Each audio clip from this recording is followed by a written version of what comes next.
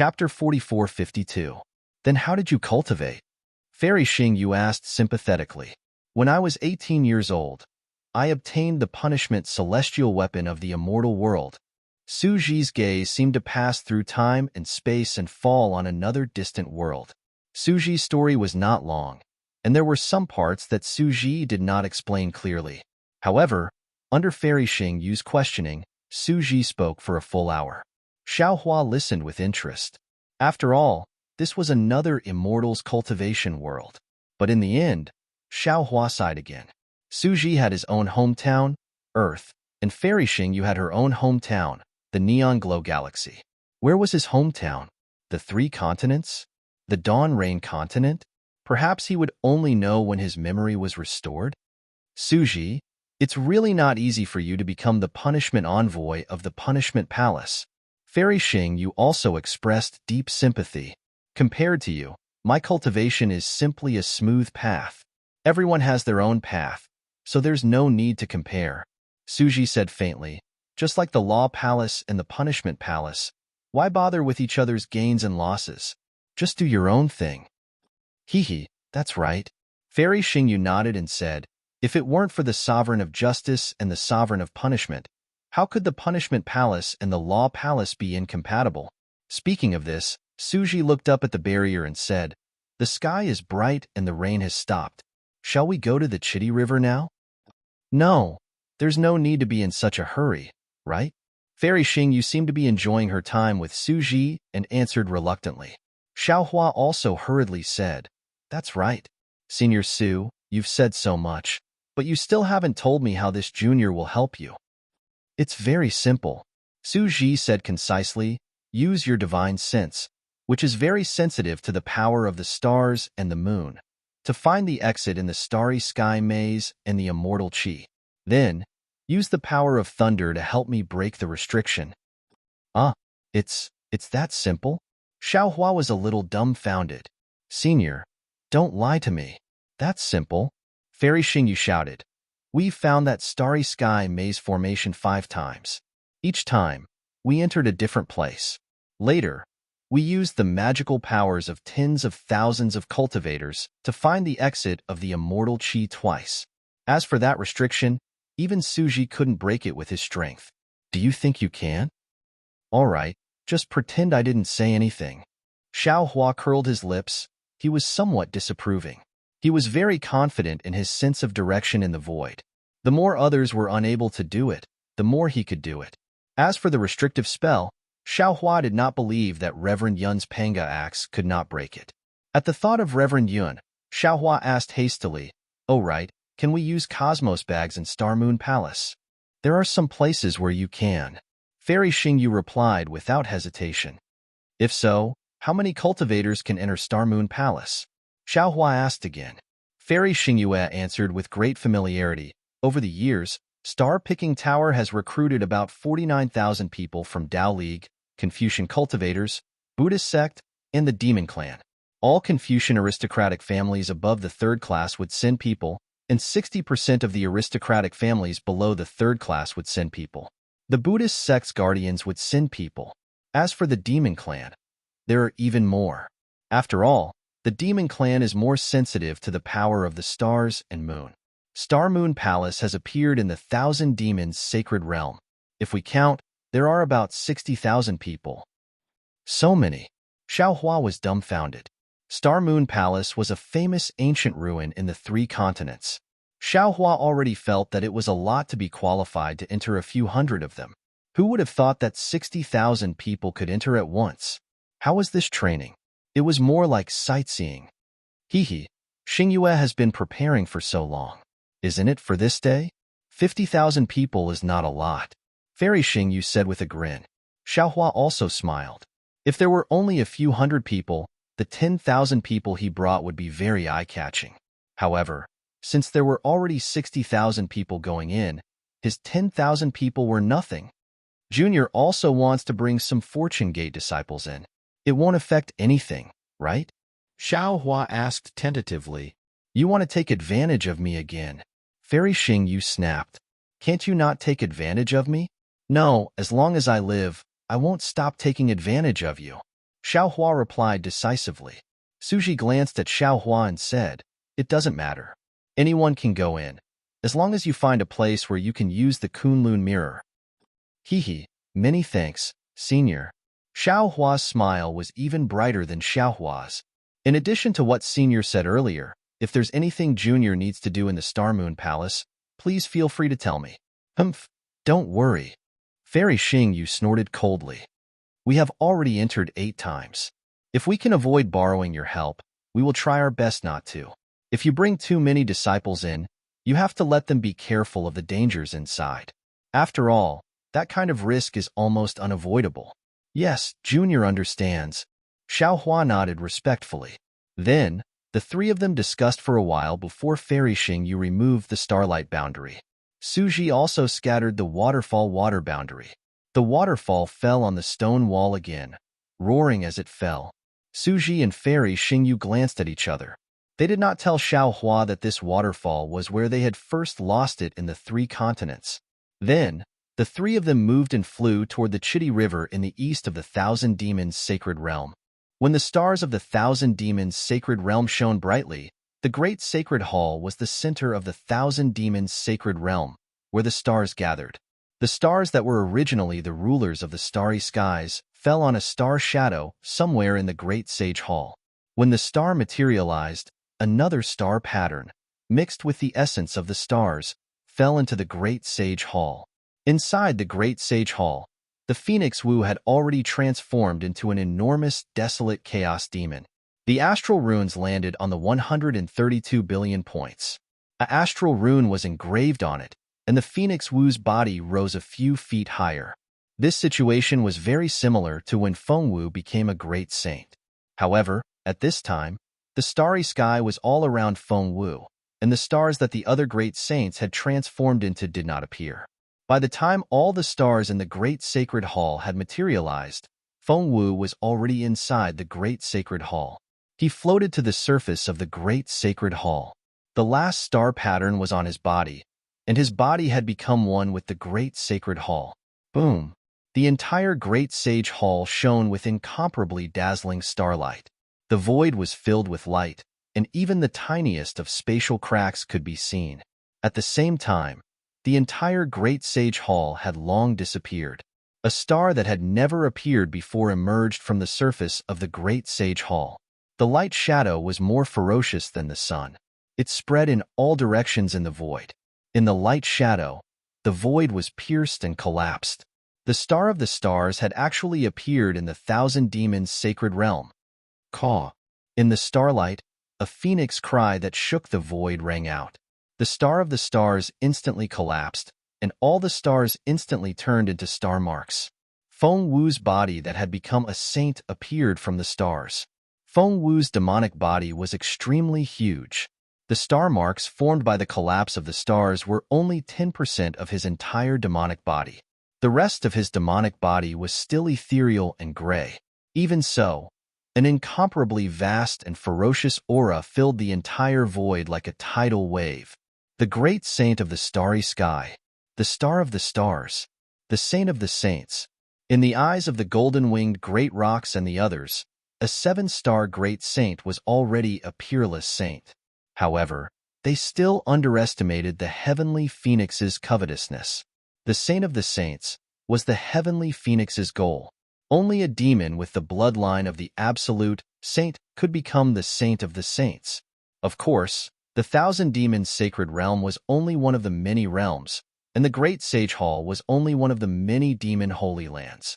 The heavenly phoenix's path was still very long. The heavenly phoenix great saint revealed his saint of the saint's body, and the image of the desolate stars appeared in his eyes. His gaze was fixed on a certain spot in the void. At this moment, the void rumbled with thunder that resembled a horned dragon. The power of laws of the 3 continents surged in from all directions, not allowing the heavenly phoenix great saint to resist at all. A trace of mockery appeared in the heavenly phoenix great saint's eyes, and then he closed them again. As the heavenly phoenix great saint closed his eyes, the ferocious aura receded like the tide. His demon great saint's body also faded from the starlight. The lightning disappeared, and the star of the stars appeared again. At this moment, the golden-winged great roc, the mystic armored pentaceratops, the flying feather-void beast, the five-colored sea god shell, the scarlet flame vermilion bird, and the netherworld demonic dragon spider all appeared in the star of the stars. However, the stars of the golden-winged great roc, the flying feather-void beast, and the five-colored sea god shell were covered in faint starlight, while the stars of the mystic armored pentaceratops, the scarlet flame vermilion bird, and the nether demonic dragon spider were grayish-white. However, in an instant, 3 star bridges emerged, and 3 starlights emerged from the void and fell on the 3 stars. The 3 stars also gave birth to starlight. Not only that, when the 6 stars were shining, the star of the golden-winged great pung bird flew several feet higher, and the star of the five-colored sea god shell fell several feet lower. The positions of the 6 great sages had changed. Although Feng Wu's demonic body had already hidden itself among the stars, his consciousness was still present. After observing the changes in the positions of the stars in the Great Sage Hall, Feng Wu's demonic body also escaped from the stars. The moment he left, the stars in the Great Sage Hall began to fade, and the hall's appearance appeared. The heavenly phoenix Great Saint still transformed into his previous star demon Great Saint and descended. When he landed half a foot higher than the golden-winged great pung bird, he stopped. Feng Wu opened his eyes and glanced at the 6 great sages of the demon race, whose eyes were tightly shut. With a flap of his wings, the starlight in the Great Sage Hall gradually extinguished. The Great Sage Hall became peaceful, and the pillars of stars that fell into the Great Sage Hall also disappeared. The Star of the Stars phenomenon that had shrouded the thousand-demon sacred realm for dozens of days and nights also disappeared. P.S. A new year has begun. I wish all your wishes come true, and all the best. Thank you all for your support of the third-place finisher, and express my gratitude. Chapter 44:53. Oh! As the light dimmed, the golden-winged great pung bird was the first to come to his senses. He looked at Feng Wu, who was half a foot taller than him. While the golden-winged great pung bird was shocked, his eyes were filled with admiration. However, when he saw the mystic armored pentaceratops, who was dozens of feet shorter than him, a smile appeared on his face. The golden roc woke up, and so did the mystic armored pentaceratops and the others. The mystic armored pentaceratops, the scarlet flame vermilion bird, and the nether demonic dragon spider didn't expect to be able to rush back to the Great Sage Hall so quickly. However, when the star bridge appeared, they understood something.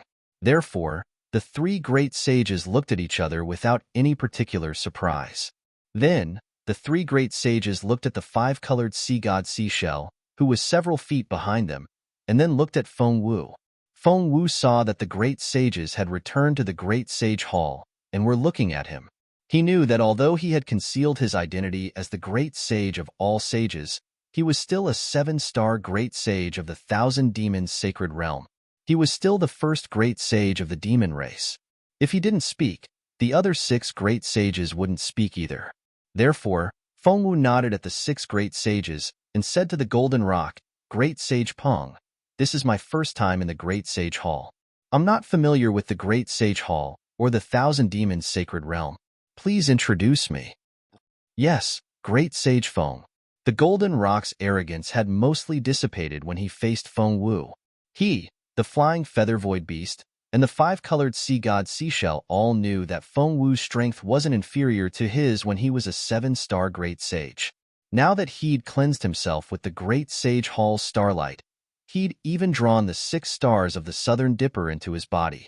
Although the golden roc didn't know what had happened after that, seeing that Feng Wu's star position was higher than his, the golden roc didn't dare to underestimate him. The golden roc turned to the mystic armored pentaceratops, the scarlet flame vermilion bird, and the nether demonic dragon spider and said, "This is the first great sage of the demon race, the heaven-defying thunder phoenix. Greetings, Great Sage Feng." The mystic armored pentaceratops and the others respectfully and introduced themselves.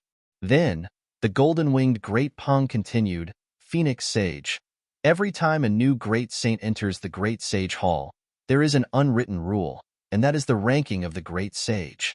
Of course, Our star positions can already reveal each other's strength. However, there are many times when star positions don't necessarily represent saint positions. Thus, great saints with similar star positions can all fight to determine the final saint position. Hee, I understand. Feng Wu smiled and said, don't look at how Bei Sheng has fallen to the bottom right now. His true strength might not be inferior to spider saints, right?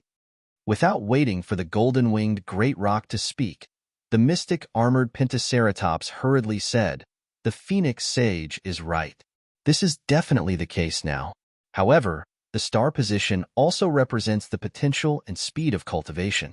In the future, Bei Sage may not be able to compare to Spider Sage. Feng Wu pondered for a moment, then nodded and said, since this is the custom of the Great Sage Hall, this saint will not overstep it. Great sages, if you have any objections, we can do our best to settle them. When the mystic armored Pentaceratops heard this, its eyes narrowed. However, it did not speak. Instead, it looked at the golden rock. The golden rock laughed and said, Phoenix Saint, you're not joking with this saint, are you? This saint has already fought Phoenix Saint once before, and this saint admits that he is no match for him. If we fight again now, wouldn't this saint be looking for trouble? Of course, Dragon Saint has always been unconvinced of this saint's position as the top expert of the demon race. He has challenged this saint many times. Now that Phoenix Saint has taken the lead, perhaps he will be interested. As it said this, the golden rock turned to look meaningfully at the mystic armored Pentaceratops and asked, don't you think so, Dragon Saint? That's right, that's right. Before the mystic armored Pentaceratops could speak, the flying feather void beast in the distance shouted, dragons and phoenixes are the strongest demon race in ancient times. Phoenix Saint has never appeared in our 1,000-demon sacred realm. Now that Phoenix Saint has come to our great sage hall, it is indeed time for us to broaden our horizons and see who is the strongest. The mystic armored Pentaceratops had originally wanted to see just how powerful this newly ascended 7 stars great saint was. However, after seeing the stars rise above the sun, and seeing even the golden-winged great Pong concede defeat, and finally the flying feather void beast egging him on, how could he not know what to do? The mystic armored Pentaceratops smiled and said, although this saint has just met Phoenix Saint, before this saint, Sparrow Saint, and Spider Saint returned to the Great Sage Hall, the Phoenix Saint's starlight marrow cleansing attracted the power of 10,000 stars to our 1,000-demon sacred realm. We have benefited greatly from it. We have yet to thank Phoenix Saint. So how can we fight Phoenix Saint? With that, the mystic armored Pentaceratops bowed grandly and said, thank you for your help, Phoenix Saint. The red flame vermilion bird and the nether dragon spider also bowed to express their gratitude. Phoenix Saint smiled and bowed back. The flying feather void beast and the 5-colored sea god seashell were a little depressed. After the 3 great saints bowed, the golden rock spoke again. Since no great saint wants to challenge Phoenix Saint, then Phoenix Saint's title as the top great saint of the demon race is set. This saint is the 2nd great saint of the demon race. Is there anyone who wants to challenge this saint? As the golden rock spoke, his gaze fell on the mystic armored Pentaceratops. The mystic armored Pentaceratops' mouth was bitter. He knew very well that the golden rock's strength was on par with his. The golden rock's bloodline was a little stronger than his, but now the golden rock's star position was dozens of feet higher than his. This meant that he had broken through the bottleneck, and the star marks on his demonic body had solidified. The golden rock's strength completely overshadowed his. If he challenged the golden rock for no reason, he would only be humiliating himself. There was no other outcome.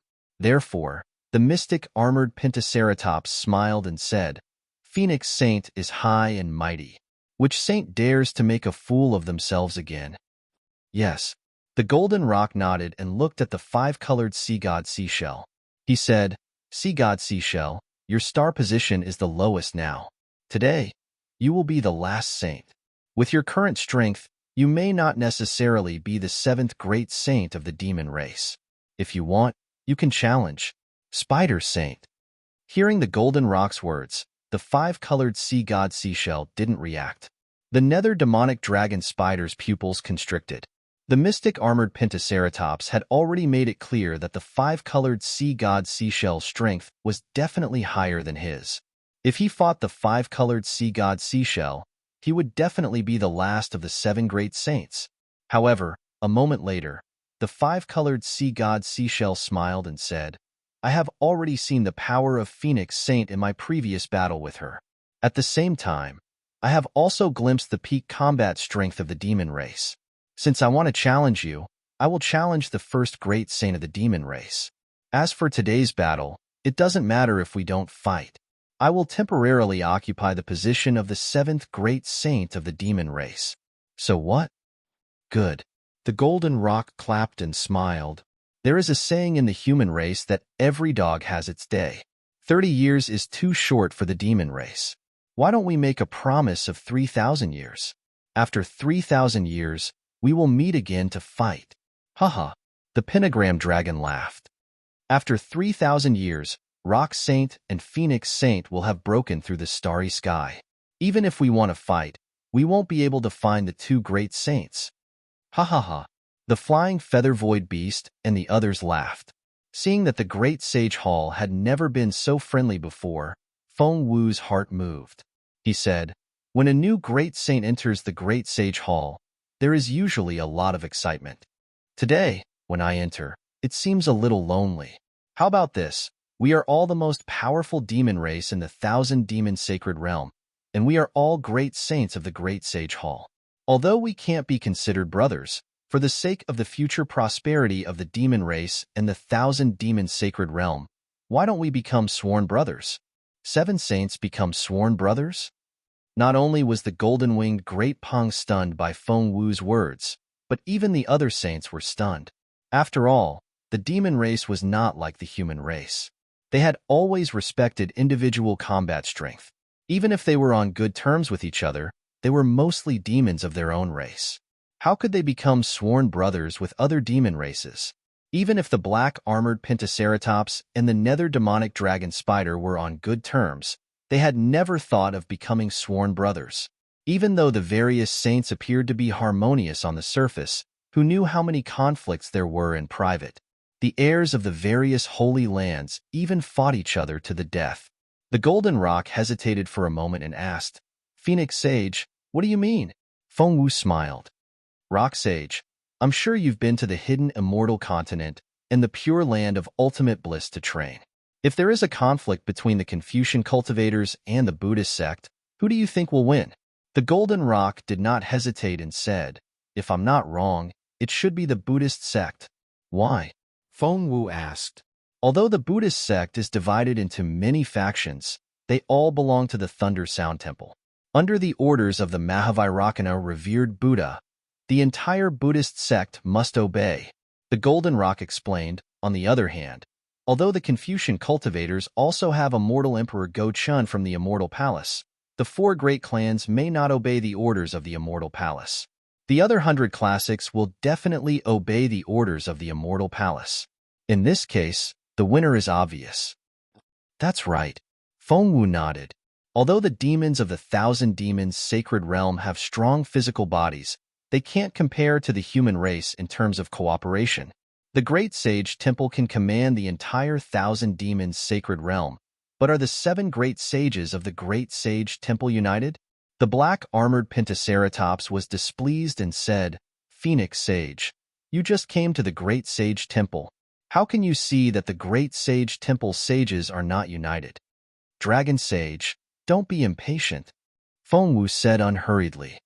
"What I said earlier is only one of the reasons. Secondly, the Great Sage Temple originally had 6 great sages. Although the 1,000 demons sacred realm is large, I'm afraid there is not a single demon realm in it that is outside of the sage's influence, right?" When Feng Wu said this, all the sages' expressions changed slightly, and the Golden Rock was no exception. The sages arranged the order of sages mainly for the distribution of benefits in the 1,000 demons sacred realm. As the leader of the sages, Feng Wu should have the largest sphere of influence in the 1,000 demons sacred realm. If an ordinary demon sage became a demon sage, he would have a certain sphere of influence in the 1,000 demons sacred realm. As long as the other sages compromised and gave up some benefits, it would be enough. However, Feng Wu had no foundation in the Thousand Demons' sacred realm and appeared out of nowhere. If Feng Wu occupied a sphere of influence in the Thousand Demons' sacred realm, wouldn't the other great sages give up even more benefits? Chapter 44-54. The mystic armored Pentaceratops and the netherworld demonic dragon spider glanced at the five-colored sea god shell, gloating. However, Feng Wu's words left all the saints dumbfounded once again. Feng Wu continued, I'm now the #1 great saint in the Great Sage Temple, and I should have the largest sphere of influence in the Thousand Demons' sacred realm. However, my current situation is similar to Sage Ping's, and I might break through the starry sky soon. I don't want to destroy the balance of power in the Thousand Demons' sacred realm, nor do I want to take the power that originally belonged to you from your hands.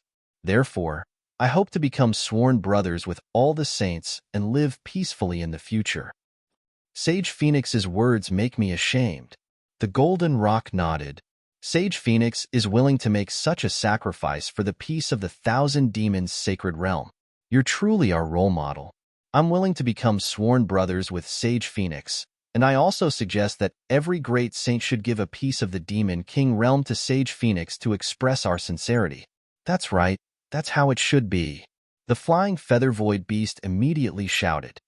I'm also willing to become sworn brothers with Sage Phoenix, and I'm also willing to give you a piece of the Demon King realm. The five-colored sea god shell was stunned, but he immediately understood. Feng Wu and Xiaohua had a close relationship. He was forced to offer Bai Qingyu to Xiaohua, and Xiaohua gave it to Feng Wu. Bai Qingyu was naturally considered as his offering to Feng Wu. He didn't dare to delay and hurriedly shouted, Same for me. Seeing that all three great saints had agreed, the red flame vermilion bird also smiled and shouted, I'm also willing. Thus, the mystic armored Pentaceratops and the netherworld demonic dragon spider could only agree. They didn't know that they had been tricked by the Golden Rock. Seeing that all the saints had agreed, the Golden Rock smiled and said, Since that's the case, Sage Phoenix, let's become sworn brothers in the Great Sage Temple, and let all the demons in the Thousand Demons' sacred realm witness a magnificent scene that has never been seen before. Agreed. Feng Wu smiled. Boom. Hearing Feng Wu's agreement, the golden-winged Great Peng flapped its wings, and the solidified star mark turned into a star that rushed into the starry sky. The mystic armored Pentaceratops, the flying feather void beast, and the others also shook their star marks. Finally, the phoenix parasol also spread its wings, and the 7 stars rushed into the starry sky. Woo! The entire great sacred hall shook, and countless rays of light streaked across the Thousand Demons' sacred realm. Amidst the light, the silhouette of the great holy hall was revealed. High above the great holy hall, the heaven-defying thunder phoenix, the golden-winged great rock, the arcane Pentaceratops, the flying feather void beast, the scarlet flame vermilion bird, the netherworld demonic dragon spider, and the five-colored sea god shell appeared. Although the Thousand Demons' sacred realm was huge, every demon could see it clearly no matter where they were. At the same time, a majestic voice rang out from the Great Holy Hall. The Great Holy Hall of the Thousand Demons' sacred realm has rearranged the position of Great Saint. Today, the Great Sage Hall has 7 great sages. They are the first Great Sage, the heaven-defying Thunder Phoenix, the second Holy Golden-Winged Great Rock, the third Holy Mystic Armored Pentaceratops, the fourth Holy Flying Feather Void Beast, the fifth Holy Vermilion Flame Vermilion Bird, the 6th Holy Netherworld Demonic Dragon Spider, and the 7th Holy Five-Colored Sea God Shell. Because of the first Great Sage, the heaven-defying Thunder Phoenix, the 7 great sages have sworn an oath in the Great Sage Hall. As his voice fell, the entire Great Sage Hall shone with starlight, once again enveloping the entire Thousand Demons' sacred realm. The heaven-defying Lightning Phoenix and the other great sages lined up around the Great Sage Temple and bowed 9 times in a row. The light of the Great Sage Temple flickered 9 times in a row. Boom! When it was the last time, even more starlight fell from the sky, enveloping the Thousand Beasts' sacred realm for an hour. After the 7 sages became sworn brothers, they all returned to their demon forms. Feng Wu looked at the sages and said, This sage has just entered the great holy hall and experienced the starlight marrow cleansing. There are many mysteries of the stars in the great holy hall that I have yet to comprehend. The great holy hall is the thousand demons' sacred realm, so all matters will be discussed by the sages. This sage will go into seclusion to comprehend them. If the sages have any use for this sage, feel free to wake me up. Seeing that Feng Wu was about to go into seclusion and completely ignore the matters of the thousand demons' sacred realm, the golden-winged great roc and the others looked at each other and smiled knowingly. Phoenix Sage, there's no need to be like this. You are the first great saint of our demon race. We have something to report to you. Haha, this sage's heart is focused on cultivation, not worldly affairs. Please take care of me, sages. Feng Wu laughed loudly. His figure flickered, and he disappeared into the starry sky above the great holy hall. All right. The golden-winged great roc watched helplessly as Feng Wu left. He looked around and said, "Since the Phoenix Sage doesn't care about worldly affairs, we'll discuss among ourselves. If there's anything we need the Phoenix Sage for, it won't be too late to tell him then." The mystic armored Pentaceratops was also happy. Although he was currently the third great saint, he was actually no different from the second great saint. In particular, the golden-winged great roc had already broken through his bottleneck. If nothing unexpected happened, he would definitely be able to shatter the stars within 3,000 years. The same was true for the heaven-defying Thunder Phoenix. To the mystic armored Pentaceratops, 3,000 years was merely 30 years for an ordinary human. He had plenty of patience. All right. The mystic armored Pentaceratops nodded. This sage will first talk about what I saw in Qijing. This demon realm is truly strange. However, before the mystic armored Pentaceratops could finish speaking, another streak of starlight rushed out of the space in front of the golden-winged great roc. This starlight flickered rapidly, like an eye blinking. The golden-winged great roc was shocked. He said in a low voice, "Dragon Sage, please wait. There seems to be an extremely urgent report." "Dragon Sage, please." The mystic armored Pentaceratops naturally knew the rules and nodded. The golden-winged great roc's claw grabbed the air, and the starlight fell into it. When the starlight faded, it was a beast's skin shaped like a flying bird. The golden-winged great roc picked up the beast's skin and scanned it with his vital sense. He looked up at the other 5 saints and handed the beast's skin to the mystic armored Pentaceratops. "Dragon Sage, please take a look." The mystic armored Pentaceratops was very curious about the golden-winged great roc's expression. When he took the beast's skin and scanned it with his vital sense, he was enraged and shouted, "How is this possible? The humans actually sent an army of hundreds of thousands to invade our thousand-demon sacred realm? And they returned to the hidden immortal continent after destroying a demon realm? Damn it, damn it. They actually called themselves the invincible army of the 3 continents. Wherever they go, no matter if it's demon realm or human realm, anyone who dares to stand in their way will be killed. They really don't want to live anymore. Damn it, damn it." The nether demonic dragon spider saw this and shouted, "Dragon Sage, when did this human army invade our thousand-demon sacred realm? How come we didn't know?" "Dragon Sage, this saint wants to personally lead a demon realm army to stop them." The red flame vermilion bird was also furious. "Only we demon realm can say such arrogant words. A mere human army dares to call themselves an invincible army? Dragon Sage, did it only say to destroy a demon realm?" The flying feather void beast's eyes flashed and asked softly. "That's right." The mystic armored Pentaceratops nodded. "Not only did we massacre a demon realm, but we also killed the 14 demon kings and great demons blocking our way. Then, what about the demon realms where the 14 demon kings and great demons are?"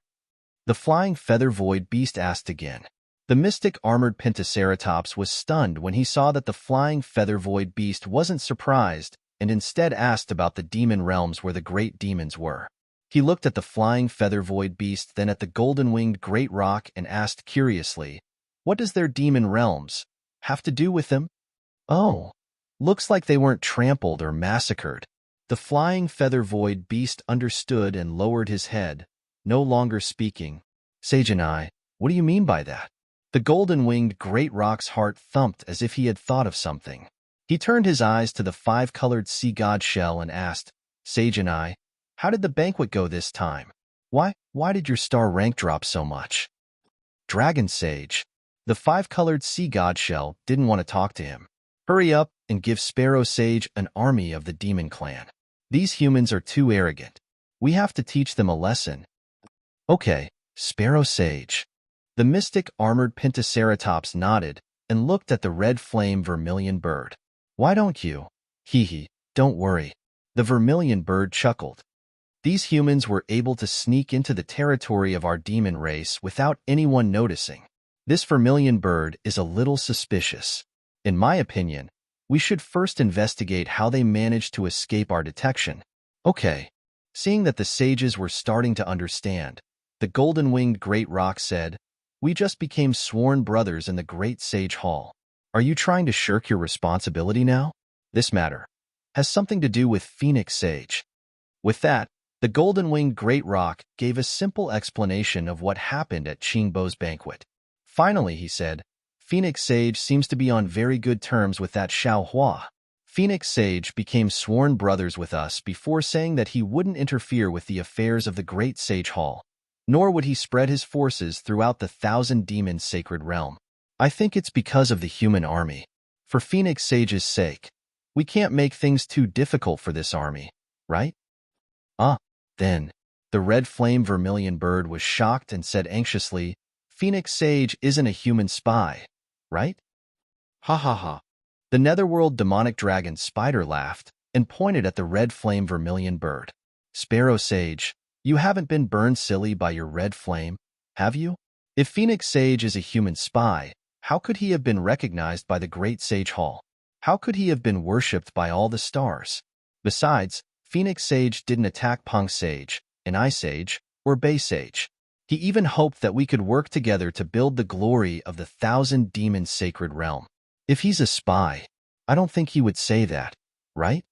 This sage thinks so too. The golden-winged great rock nodded.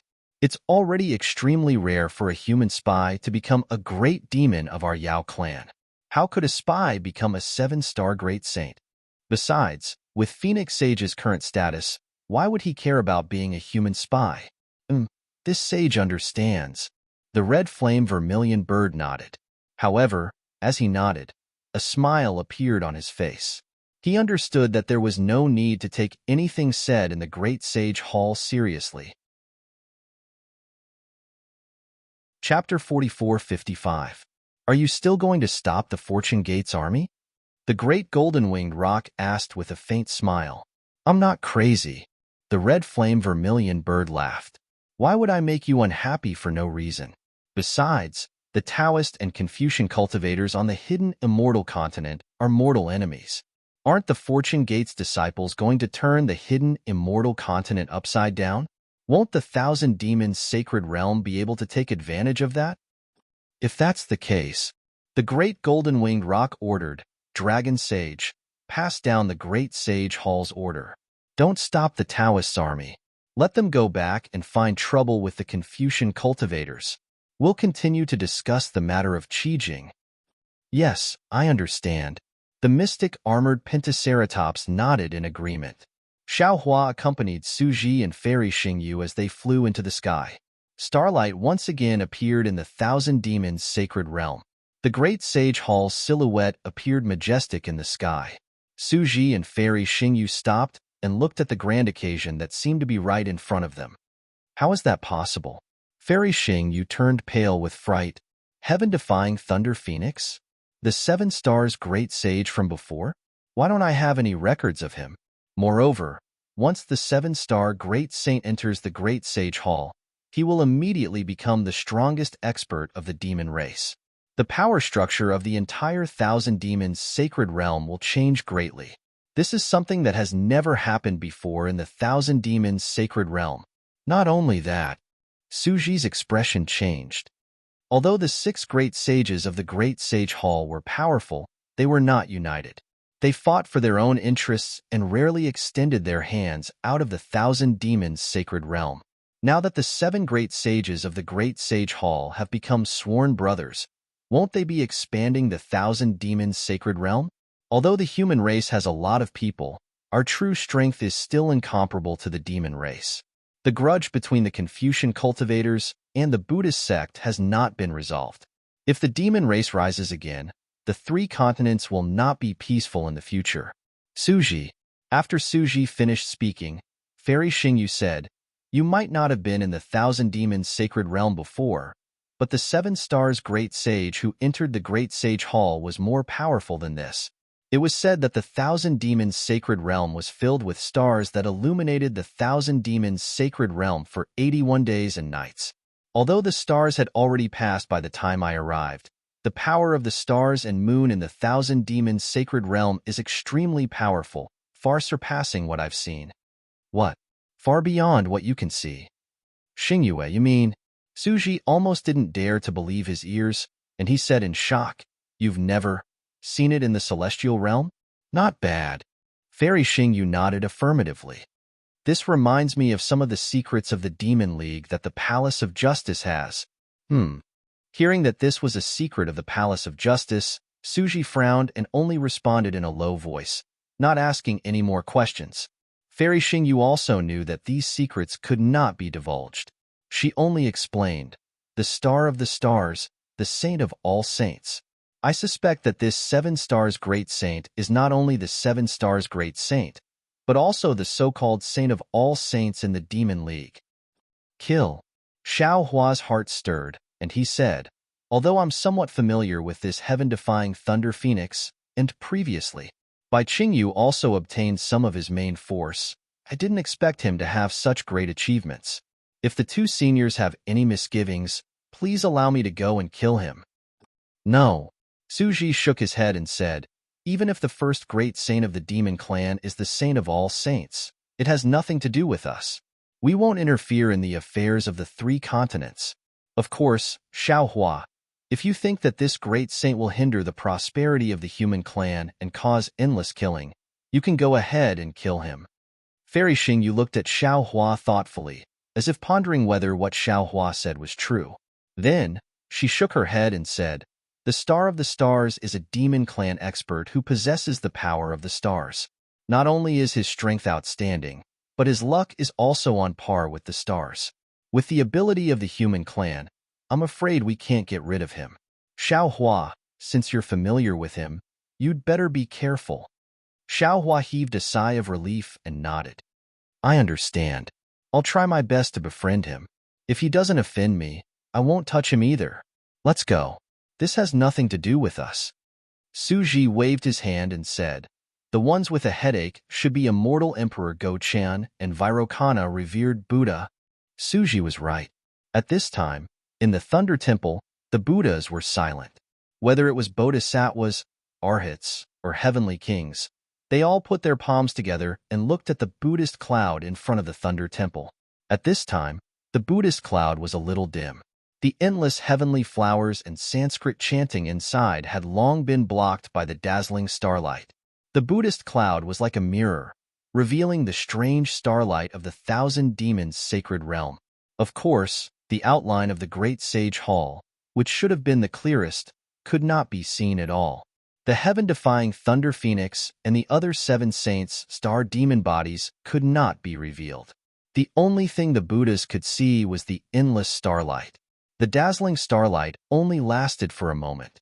Then, a breeze blew, and the Buddhist radiance shone brightly, completely covering the starlight. The Vairocana revered Buddha's voice rang in the Buddha's ears, "Amitabha. The radiance of the stars and the moon is the radiance of heaven and earth. Only my Buddhist radiance is the radiance of humanity. The radiance of the stars and the moon originates from nature, while the Buddhist radiance comes from one's own body. When the radiance of the stars and the moon enters one's body, no matter how strong one's strength is, it's only relying on external forces. The Buddhist radiance is one's foundation, one's own self." My Buddha. The Nama Wisdom Manjushri Bodhisattva put his palms together and said, "Buddhism is formed by faith, and light is born from thoughts. Heaven and earth may change, but the Buddhist radiance is inexhaustible because of faith." Namo Amitabha. Namo Amitabha. The Buddhas lowered their brows and chanted. For a moment, the sky was filled with peanuts. Strands of faith power were born out of thin air and surged into the radiance behind the Namo Wisdom Manjushri Bodhisattva's head. After a while, the Namo Dipankara archaic Buddha said, Namo Amitabha. A few days ago, the thousand demons' sacred realm's 7 stars of the Big Dipper descended. According to the demon race's cultivation, a great sage descending. Previously, the Great Sage Hall already had 6 great sages. With this one, there should be 7 great sages. Namo Amitabha. The revered one is right. The Namo Mahatma Samantabhadra Bodhisattva put his palms together and replied, This 7th great sage is different from the previous 6 great sages. He caused the 7 stars of the Big Dipper to descend. According to the demon race's words, he's a 7 stars great sage. His strength should be 7 times that of an ordinary great sage. Speaking up to this point, the Namo Mahatma Samantabhadra Bodhisattva frowned and said, However, for the stars to shine today, and the entire 1,000 demons' sacred realm to be covered in starlight, it's really strange. Could it be that the 7th great sage had entered the Great Sage Hall and triggered the demon race's secret impartation? The starlight is 100 times more abundant than usual, and it also covers the 1,000 demons' sacred realm for 81 days and 81 nights. The overall strength of the demon race in the 1,000 demons' sacred realm has increased. In the distance, the dragon-slaying Arhat took a step forward and put his palms together.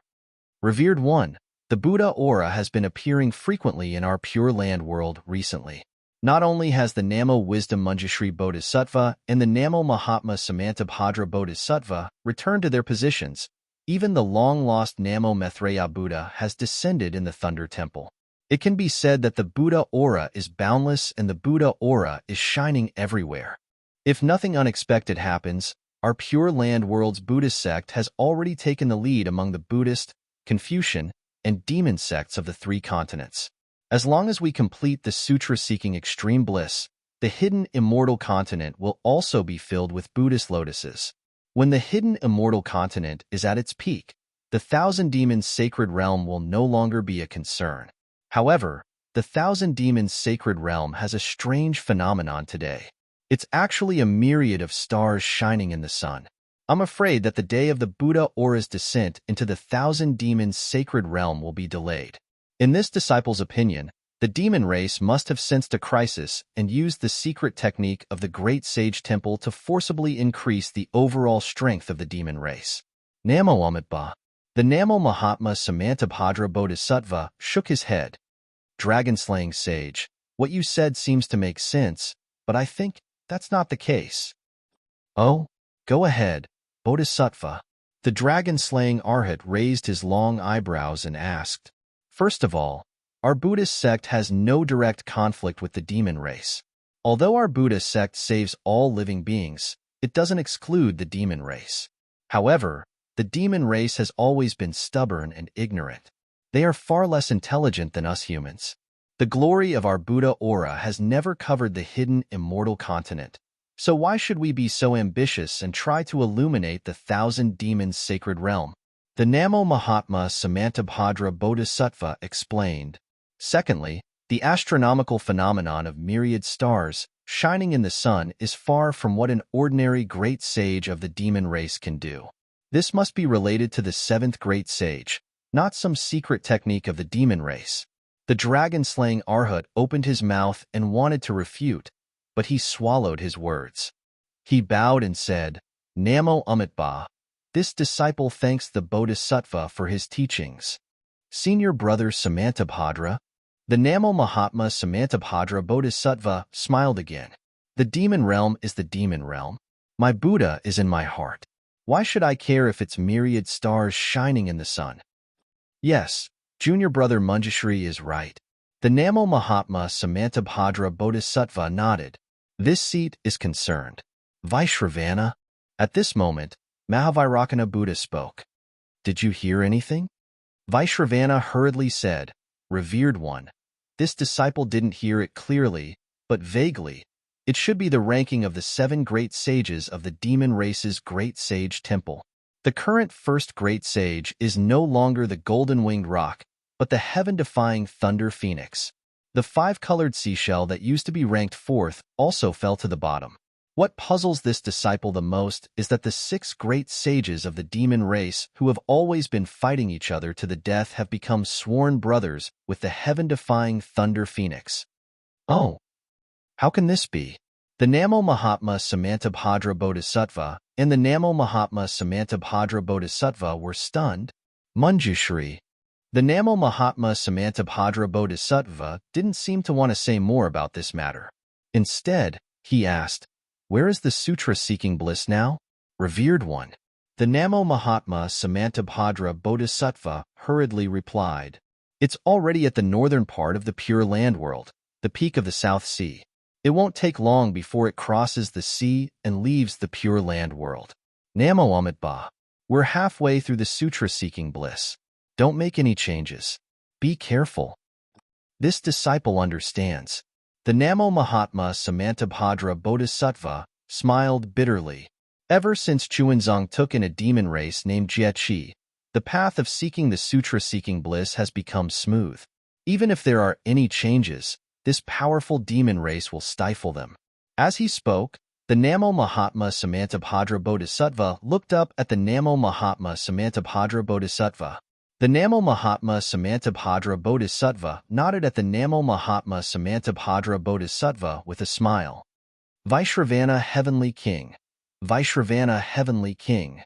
The Namo Mahatma Samantabhadra Bodhisattva said, "The situation in the three continents is very complicated. The 1,000 demons sacred realm and the 7 sages have become sworn brothers. The sutra-seeking bliss is between the Pure Land world and the hidden immortal continent. The Star Moon Palace that the humans and demons are searching for seems to be appearing as well. Keep an eye on the 3 continents. If there are any changes, report it immediately." Chapter 44-56. Yes, disciple understands. Heavenly King Vaishravana and Heavenly King Verpka placed their palms together and received the Buddhist edict. Namo Mahasabha, Samantabhadra Bodhisattva, stay behind.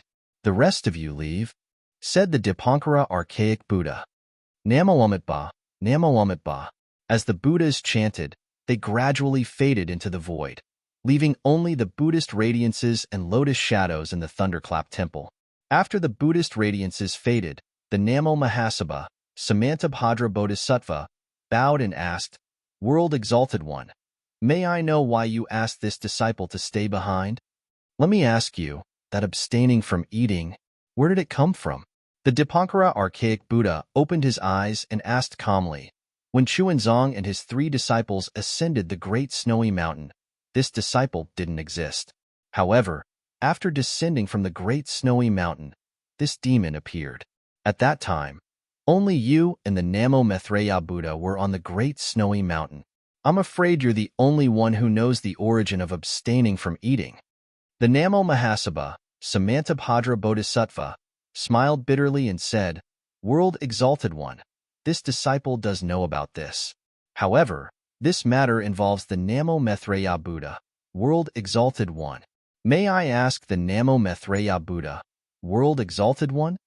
At this point, the Namo Mahasabha, Samantabhadra Bodhisattva, pondered for a while and said, "However, from what this disciple knows, this abstaining from eating respects Chuanzong from the bottom of his heart. He's definitely one of the most devout Buddhas in our Buddhism. Similarly, he wouldn't obstruct the sutra praying for nirvana in any way." Sigh, Samantabhadra, the sutra praying for nirvana has reached this stage. It really makes one speechless. The Dipankara archaic Buddha sighed and said, "If an 8th grade essence force demon is to protect Chuanzong, how could there be any difficulties along the way? This sutra praying for nirvana, wouldn't it become a joke?" The Namo Mahasabha, Samantabhadra Bodhisattva, naturally knew what the Dipankara archaic Buddha meant. However, he was helpless and could only bow. "Exalted One, this disciple doesn't have any better ideas. Samantabhadra, you may leave. Discuss with Manjushri and see what we can do about this matter." Mahavairakana revered Buddha's eyes did not open as he ordered lightly, "Yes, Revered one of the world, I understand. Samantabhadra Bodhisattva bowed. The Buddhist light gradually dimmed as he left the Lane temple. Looking at the silent thunderclap temple and the ever-changing Buddha clouds, the Dipankara archaic Buddha World Lord said in a low voice, World Lord, previously, the World Lord mentioned that the Namo Maitreya Buddha World Lord is afraid of harming my thunderclap temple. Is this abstinence from eating? Could it be that he wants to get his hands on the fruit of sutra-seeking nirvana? Namo Amitabha. The Mahavairakana Buddha opened his eyes. His eyes were as bright as torches, with the sun, moon, and stars being extinguished one after another. He then said to the Namo Dipankara archaic Buddha, Senior apprentice brother, I'm unable to see through this matter, nor am I able to explain it. Does Senior Martial brother feel anything? No. The Namo Dipankara archaic Buddha shook his head as well. I didn't feel anything either. If the Maitreya Buddha comes out of seclusion, I can ask him. The Mahavairakana Buddha World Lord said, however, from Samantabhadra's words, this abstinence is a disciple of my Buddha. He wants to protect Chuanzong out of pure Buddha's heart. It shouldn't affect the sutra-seeking nirvana. It shouldn't affect the Thunderclap Temple either. Only, Senior Martial Brother, you have to arrange more tribulations to prevent the Immortal Palace from having any evidence against you. Yes, I understand. The Dipankara archaic Buddha World Lord nodded. I'll ask Samantabhadra and Manjushri to pay more attention to this matter. However, Chuanzong and his disciples will soon cross the South Sea and East Sea and return to the buried Immortal Continent. The Immortal Palace will be the ones having a headache. Amitabha, the Immortal Palace isn't just having a headache over the sutra-seeking nirvana. The Mahavairakana Buddha World Lord smiled and said, they're having a headache over the 1,000 demons' sacred territory. Senior Martial Brother, do you still remember the 4 great continents that we descended upon during the Golden Body first cycle? The Dipankara archaic Buddha pondered for a while and asked, are you talking about the demon ancestor of the desolate era upper worlds? Amitabha, that's right. The Mahavairakana Buddha World Lord nodded. Star of myriad stars. I remember it very clearly. The demon of myriad demons. The Dipankara archaic Buddha shook his head and sighed. Sigh. Namo Amitabha. The demon race is too daring. How long has it been? And how many worlds have we been apart? How did another demon of myriad demons appear in the 1,000 demons sacred realm? Wherever the demon of myriad demons goes, a sea of blood will be born, and vengeful souls will never cease to exist. Senior Martial Brother, our Pure Lands will have to increase our vigilance from today onwards. We might have to face the demon of myriad demons after the sutra praying in nirvana. The Mahavairakana Buddha World Lord reminded. The Dipankara archaic Buddha World Lord nodded and said, you're right, World Lord. I'll immediately send out a Buddhist decree to the heavenly kings and Bantis to increase their vigilance. Amitabha, my Buddha is merciful. Knowing that the 3 continents would face a tribulation, he arranged for the 2 Bodhisattvas and the Maitreya Buddha World Lord to descend upon our 3 continents. With our Buddhism sect's current strength, even if the demon race has the 7 great sages, we won't be at a disadvantage. The Mahavairakana Buddha World Lord clasped his palms together and said with an indescribable benevolence, on the other hand, the Immortal Palace should be the strongest. Even if we don't consider the 100 schools of thought's unwillingness to accept the military school, their strength seems to have fallen into a disadvantage. The Immortal Palace had already fallen into a disadvantage before the sutra praying in nirvana. How could they possibly turn the tables around now? The Dipankara archaic Buddha World Lord calmly replied. However, as soon as he finished speaking, a strange glint flashed across his eyes, which were as calm as a dry well, and he said, also, Supreme of the world, I'm not sure if you noticed, but before the star of 10,000 stars appeared, there seemed to be a movement in the 1,000 demons sacred realm that surpassed the laws of the 3 continents. Amitabha, the Mahavairakana Buddha World Lord's face was also filled with surprise. He nodded and said, Senior Martial Brother is right. Let alone this disturbance, there have been many disturbances that transcended the laws of the 3 continents recently. It's just that this disturbance came from the past. It swept past the present and rushed straight into the future. If the Maitreya Buddha World Lord was here, he might be able to see something. However, Senior Marshal Brother and I might not be able to see through it. World Lord. The Dipankara archaic Buddha World Lord hesitated for a moment before saying, "Do you think it's related to the two from the moon embracing palace? Or is it related to that person in the thousand demons sacred realm? If I'm not mistaken, it should be." The Mahavairakana Buddha World Lord nodded and said, "Only the disturbance caused by those two could trigger the laws of the heavens and earth, allowing them to avoid our Buddhism mystical arts. Moreover, it's said that the Star-Moon Palace will appear in the Thousand Demons Sacred Realm's Crimson Earth River. It should be caused by those two, right? However, those two have always kept a low profile and never caused any trouble in the three continents. Unless something special happened, they wouldn't use their mystical arts. As for that person in the Thousand Demons Sacred Realm, I feel that she doesn't have such a high cultivation. Of course, we can't rule out the possibility that she's arrogant and domineering, offending those two. Anyway, they're all in the Thousand Demons Sacred Realm. We don't have to be too concerned. Right now, the most important thing for our Buddhism sect is to complete the sutra praying in extreme bliss. Amitabha, my Buddha is merciful. I hope that those two will always be merciful. The Dipankara archaic Buddha World Lord's chanting spread far and wide within the spacious Thunder Sound Temple and didn't stop for a long time. If the Thunder Sound Temple's past Buddha Lord and present Buddha Lord could sense the movement of the stars in the Thousand Demons Sacred Realm, how could the Immortal Palace's Immortal Emperor Go-chan not know? Within the Immortal Palace's Cloud Ascension Hall, the Immortal Emperor's mountain-like figure remained tall and straight on the huge golden throne. Hundreds of dragon-shaped destinies carried thousands of inscriptions around the golden throne. Although they seemed to be moving freely, they were also circulating in a mysterious trajectory. In front of the Immortal Emperor's eyes, a huge starry sky had just been concealed. The clouds surrounding the starry sky still had dazzling starlight flickering. It seemed like the myriad of stars in the Thousand Demons Sacred Realm had also covered the golden throne's radiance. Everyone. As the Immortal Emperor opened his mouth, the destinies around him immediately converged into his indomitable figure. However, his voice was still as deafening as thunder. It was obvious that the Immortal Emperor's current emotions were stirred up. You all have seen it. You all have also heard the clairaudience report. Do you all have anything to say? As he spoke, two faint golden lights flashed from the heaven and earth crown on the Immortal Emperor's head. It was obvious that the Immortal Emperor was looking around. Currently, within the Cloud Ascension Hall, other than Tai Bai Jinxing and the other civil officials, Heavenly King Qingyu, Heavenly King Fuyu, and the other generals, there was also the Nangong family's young master, Nangong Jingyin. Hearing the Immortal Emperor's words, the officials glanced at each other. Just as they were about to speak, Nangong Jingyin uncharacteristically took half a step forward and bowed. "Your Majesty, this humble subject has something to say." The Immortal Emperor was clearly dazed. Tai Bai Jinxing and the others also frowned. After all, Nangong Jingyin wasn't considered an official of the Cloud Ascension Hall. Even if he wanted to speak, he had to wait for Tai Bai Jinxing and Heavenly King Qingyu to finish. "Speak."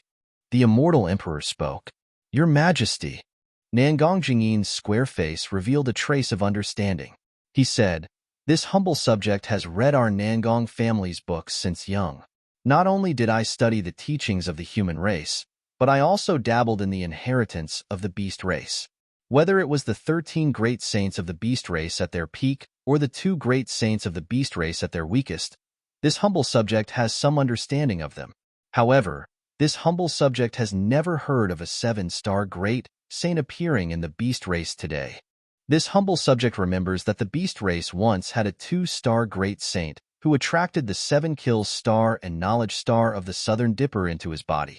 This great saint of the beast race was called the heaven-flipping great saint and boasted that he could flip the heavens. That day, the beast race of the 1,000 Beast Sacred Realm rebelled. Our Immortal Palace sent Fu Hai Heavenly King, Ping Yao Heavenly King, and Jipeng Heavenly King to suppress them. Our immortal soldiers and generals were unstoppable and fought all the way to the great sage palace of the 1,000 Beast Sacred Realm. The only two great sages of the Great Sage Palace went to stop the three heavenly kings. The immortal Palace Lord Ziwei, immortal emperor, and the Tai Ching Palace Lord appeared to face the enemy. The four supreme cultivators of our three continents fought for 3 days, and that heaven-flipping great saint's power actually surpassed Ziwei, immortal emperor. He used the power of 2 stars to injure Ziwei, immortal emperor, and then joined forces with another great saint to destroy the Tai Ching Palace Lord's main body. Since that battle, our human race knew that the 2-star great saint of the beast race was more than a level stronger than normal great saints. Of course, this battle happened a long time ago, and this humble subject doesn't know if anyone still remembers it. Today, this new great saint of the beast race actually attracted the 7 stars of the Big Dipper. He's probably even stronger than heaven-flipping great saint. Chapter 44:57. You're right. Immortal Emperor Go-chan praised. This is a secret of my immortal palace. Even the officials of the immortal palace don't know about it. It's rare for your Nangong family to have such a clear record. Your Majesty. Nangong Jingyin's expression changed slightly, and she hastily bowed. I know that this is a secret, but I don't dare to not report it. The rise of the demon race is a nightmare for our human race. I would rather report it than be punished by your Majesty. I'm not that muddle-headed. Immortal Emperor Go-chan sneered. Speak your mind? Yes, your Majesty. Nangong Jingyin was neither arrogant nor rash as she continued. However, I still have a huge doubt. I wonder if your Majesty can clear it up for me. Speak. Immortal Emperor Go-chan ordered. I've just said that I'm willing to make any sacrifice for the prosperity of our human race. Thus, I usually pay attention to the movements of the 1,000-demon sacred realm and the extreme world.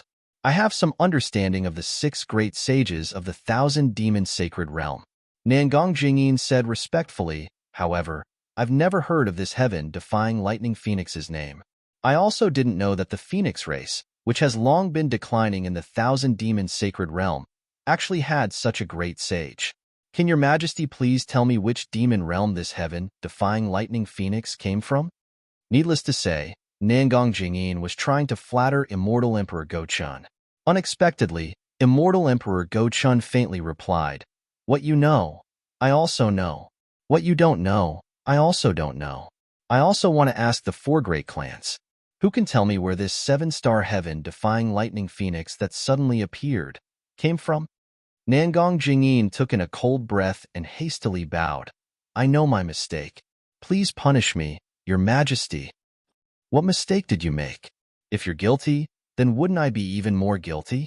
Immortal Emperor Go-chan was clearly a bit angry as he said coldly. Just like what Virokana Revered said, the appearance of the heaven-defying lightning phoenix was a huge blow to the Confucian cultivators of the hidden immortal continent. Nangong Jingyin's forehead were already covered in cold sweat. The feeling of flattering the Emperor Go-chan was truly uncomfortable. Young Master Nangong, Taibai Jinxing, who was beside him, said, When we entered the hall, this old man heard you say that you had come to the Hall of Fragrance to meet the EC Empress. It's getting late now. Aren't you going to greet her? Nangong Jingyin let out a sigh of relief and hurriedly said, Your Majesty, this lowly subject doesn't know much about the court and was only speaking off the cuff. Please forgive this lowly subject's crime on account that this lowly subject is wholeheartedly thinking for the human race. I came to the Lingyun Palace to report to His Majesty and pay my respects to the Celestial Empress in the Hall of Fragrance. Go. Immortal Emperor Go-chan didn't say much and ordered. Thank you, Your Majesty. Nangong Jingyin got up and turned to look at Taibai Jinxing. Her eyes were filled with gratitude as she left in a hurry. Before Nangong Jingyin could leave, Fuyue Heavenly King sneered. A brat dares to show off in front of me? Geezer Taibai, you are making things up. I want to see how this brat is going to deal with this.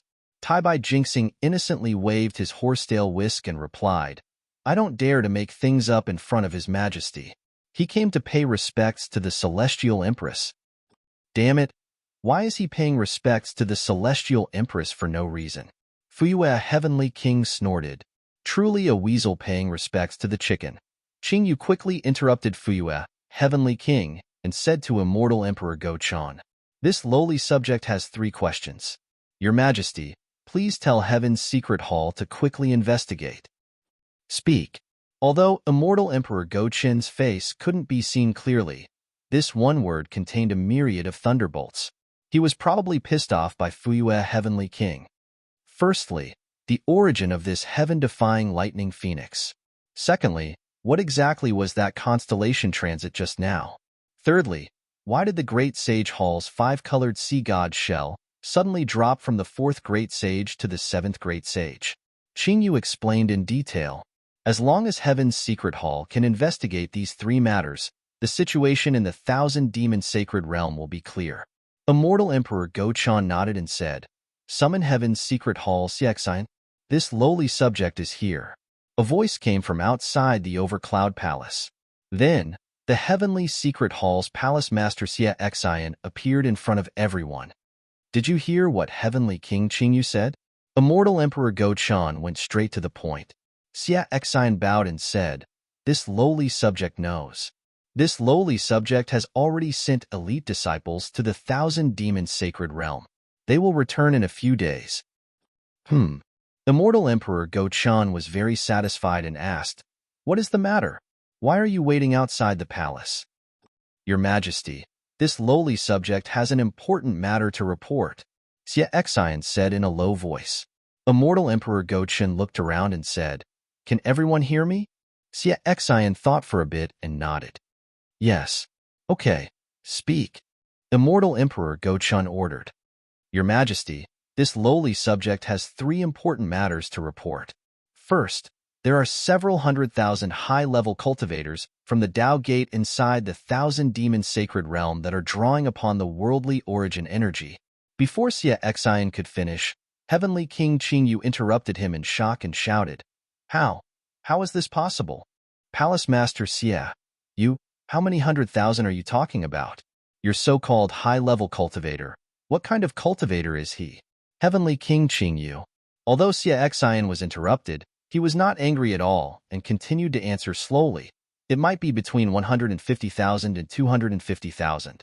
As for their realm, it should be above the nascent soul realm or even below the body integration realm." "This is the funniest thing in the world." Heavenly King Qingyu laughed and waved his hand.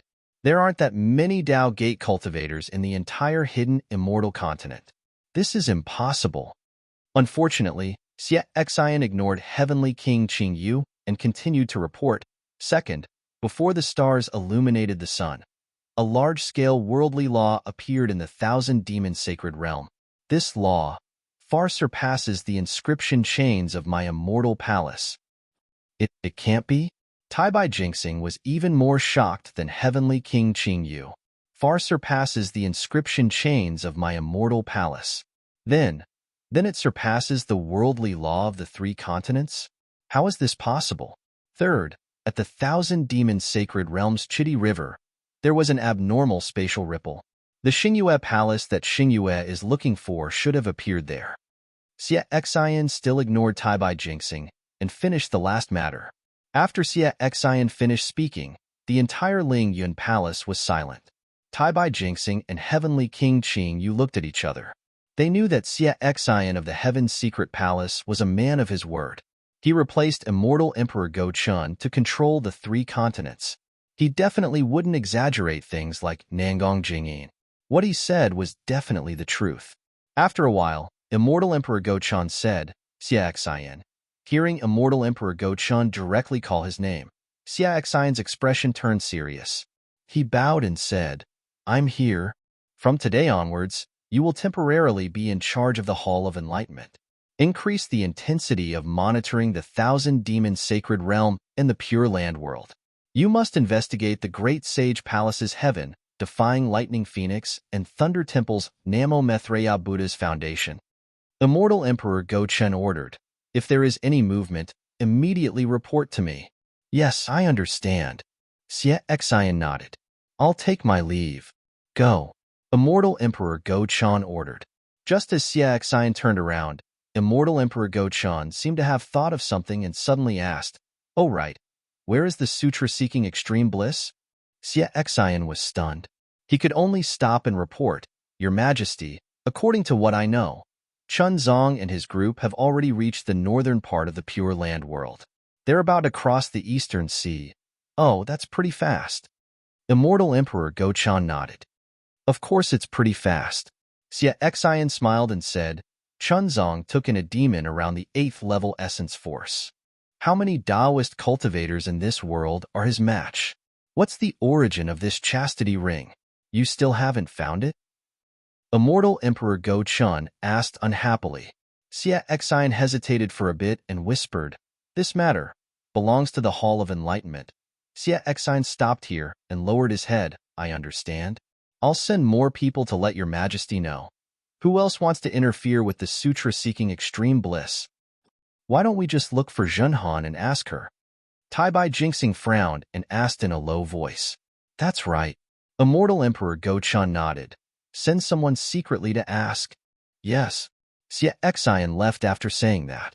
Immortal Emperor Go-chan looked at Taibai Jinxing and said, "Minister, since the sutra-seeking extreme bliss is at Burial Immortal Continent, the responsibility is on us Confucian cultivators. If you have time, go take a look and make sure nothing goes wrong." "Yes, I understand." Taibai Jinxing nodded without hesitation. "I'll go to the Eastern Sea to deal with the heavenly protector of the Buddhist sect." Immortal Emperor Go-chan nodded and looked at Heavenly King Qingyu. "Heavenly King Qingyu, the 7 great saints of the demon race have sworn brotherhood. Regardless of whether it's just a formality, it's undeniable that the unity of the great saints of the 1,000 demons' sacred realm is unprecedented. If nothing goes wrong, the demon race will stabilize and they'll think of making a move. Our 1,000 demons' sacred realm will be the first to be affected. Regardless of whether the hundreds of thousands of Taoist cultivators are primordial chaos ancestors' subordinates, our immortal palace must be prepared for war." "Yes, I understand." Heavenly King Qingyu cupped his fists and said, "I'll prepare the troops after the court session ends." "Your Majesty." Taibai Jinxing hesitated for a moment, as if he was thinking. Then, Taibai Jinxing said, "Since perfected cultivator Qing Yuan was mysteriously killed, the position of General of the Sun Palace has been vacant. Our immortal palace needs a general who can fight in battles. What do you have in mind, Your Majesty?" "Sigh, perfected cultivator Qing Yuan's disappearance is strange. I can't find him even with the supreme heavenly mirror."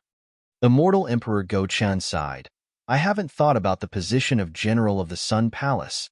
Oh, since my beloved subject mentioned this, does my beloved subject have any suggestions?" Chapter 4458. Your Majesty, there's something you don't know. Taibai Jinxing bowed and said, "Sun Palace's general, Sun Jian, was extremely loyal but not strong enough. First, he had an affair with a Taoist remnant, then he went missing while guarding Black Ruins Mountain. I feel that the position of Sun Palace's general must be strong enough to intimidate the Taoists and conquer the world. I've been visiting the famous mountains and rivers a while ago and met a remnant of my school of the military. I saw a void refinement and heavenly fusion general, so I've brought him to the immortal palace for your Majesty to make a decision." "A void refinement and heavenly fusion martial saint?"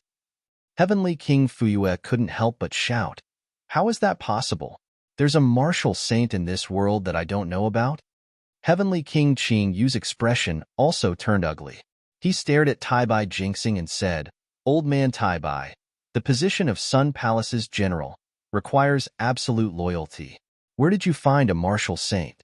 How dare you make him the Sun Palace's general?" "This person is from one of my school of the military. His name is Sun Cho."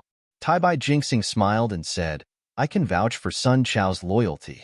Of course, whether or not he can become the Sun Palace's general depends on your Majesty's decision. Summon." Immortal Emperor Gaochen didn't say much and only ordered. Not long after, a burly general holding a 3-pointed, double-edged sword strode up to the Lingyun Palace. This general was wearing a golden chainmail, and the 2 thick eyebrows on his face that were exposed outside of the armor contained a murderous aura. His round eyes flashed with murderous intent. Above the armor, rays of righteous aura shuttled like sharp swords. Before the general even got close, Heavenly King Fuyue felt his body turn cold. He couldn't help but feel like he was being stared at by a ferocious beast. Three-pointed, double-edged sword? Heavenly King Qingyu saw the weapon in the general's hand and couldn't help but exclaim, "Isn't that Sun Jian's weapon?" Sun Cho greets the immortal emperor. The general walked to the front of the palace and bowed. "Rise." Immortal Emperor Go Qian said indifferently. He waved his hand and a ray of light as bright as the sun flew out from his hand, illuminating the entire over-cloud palace. Then, another ray of light shot out and covered Sun Cho. Rumble. A series of thunderbolts came out from the light pillar. Then, the entire Ling Yun palace was engulfed in darkness except for the light pillar.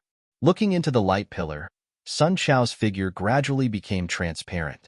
Then, his figure fluttered like a butterfly. Strings of illusory images were elongated, and within each of these illusory images, there were thousands of mountains, rivers, and stories of people. After half a cup of tea's time, the light gradually dimmed. Light also seeped out from the darkness of the Ling Yun Hall. By the time the light pillar completely disappeared, Sun Chao's body had once again returned to its original state. Taibai Jinxing, Heavenly King Qingyu, Heavenly King Fuyu, and the others all had the ability to clear their eyes.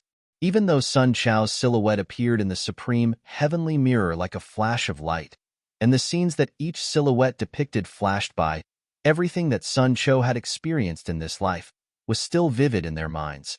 Taibai Jinxing smiled and bowed. "Congratulations, Your Majesty. This is Your Majesty's grace to the world, and the people of the world love Your Majesty. The heavens have bestowed such a blessing to Your Majesty. With such a fierce general, our immortal palace will not be at a disadvantage against the Thunder Temple and the Great Sage Hall." Ha ha. Immortal Emperor Go Qian was clearly happy. He actually laughed twice. Then, he looked at Heavenly King Qingyu and Heavenly King Fuyu and asked, "What do you two think?" "Your Majesty." Heavenly King Qingyu bowed and said, "Sun Cho has always been innocent. He is a descendant of the school of the military. Moreover, he was able to cultivate to the martial saint realm in the lower realm. The hardships he had to go through are not something an ordinary person can endure. Such a person with a strong mind is the pillar of the school of the military. I feel that if there is no problem with his loyalty, he is more than qualified to be the great general of the Sun Palace." "Your Majesty." Heavenly King Fuyu frowned and said, "I want to see Sun Chao's three-pointed double-edged saber." Ha.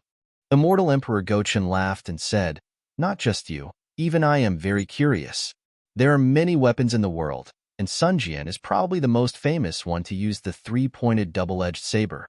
However, I did not expect that after Sun Jian, Sun Cho would also use the three-pointed double-edged saber as a weapon. Could it be that this three-pointed double-edged saber was left behind by Sun Jian?" "Your Majesty."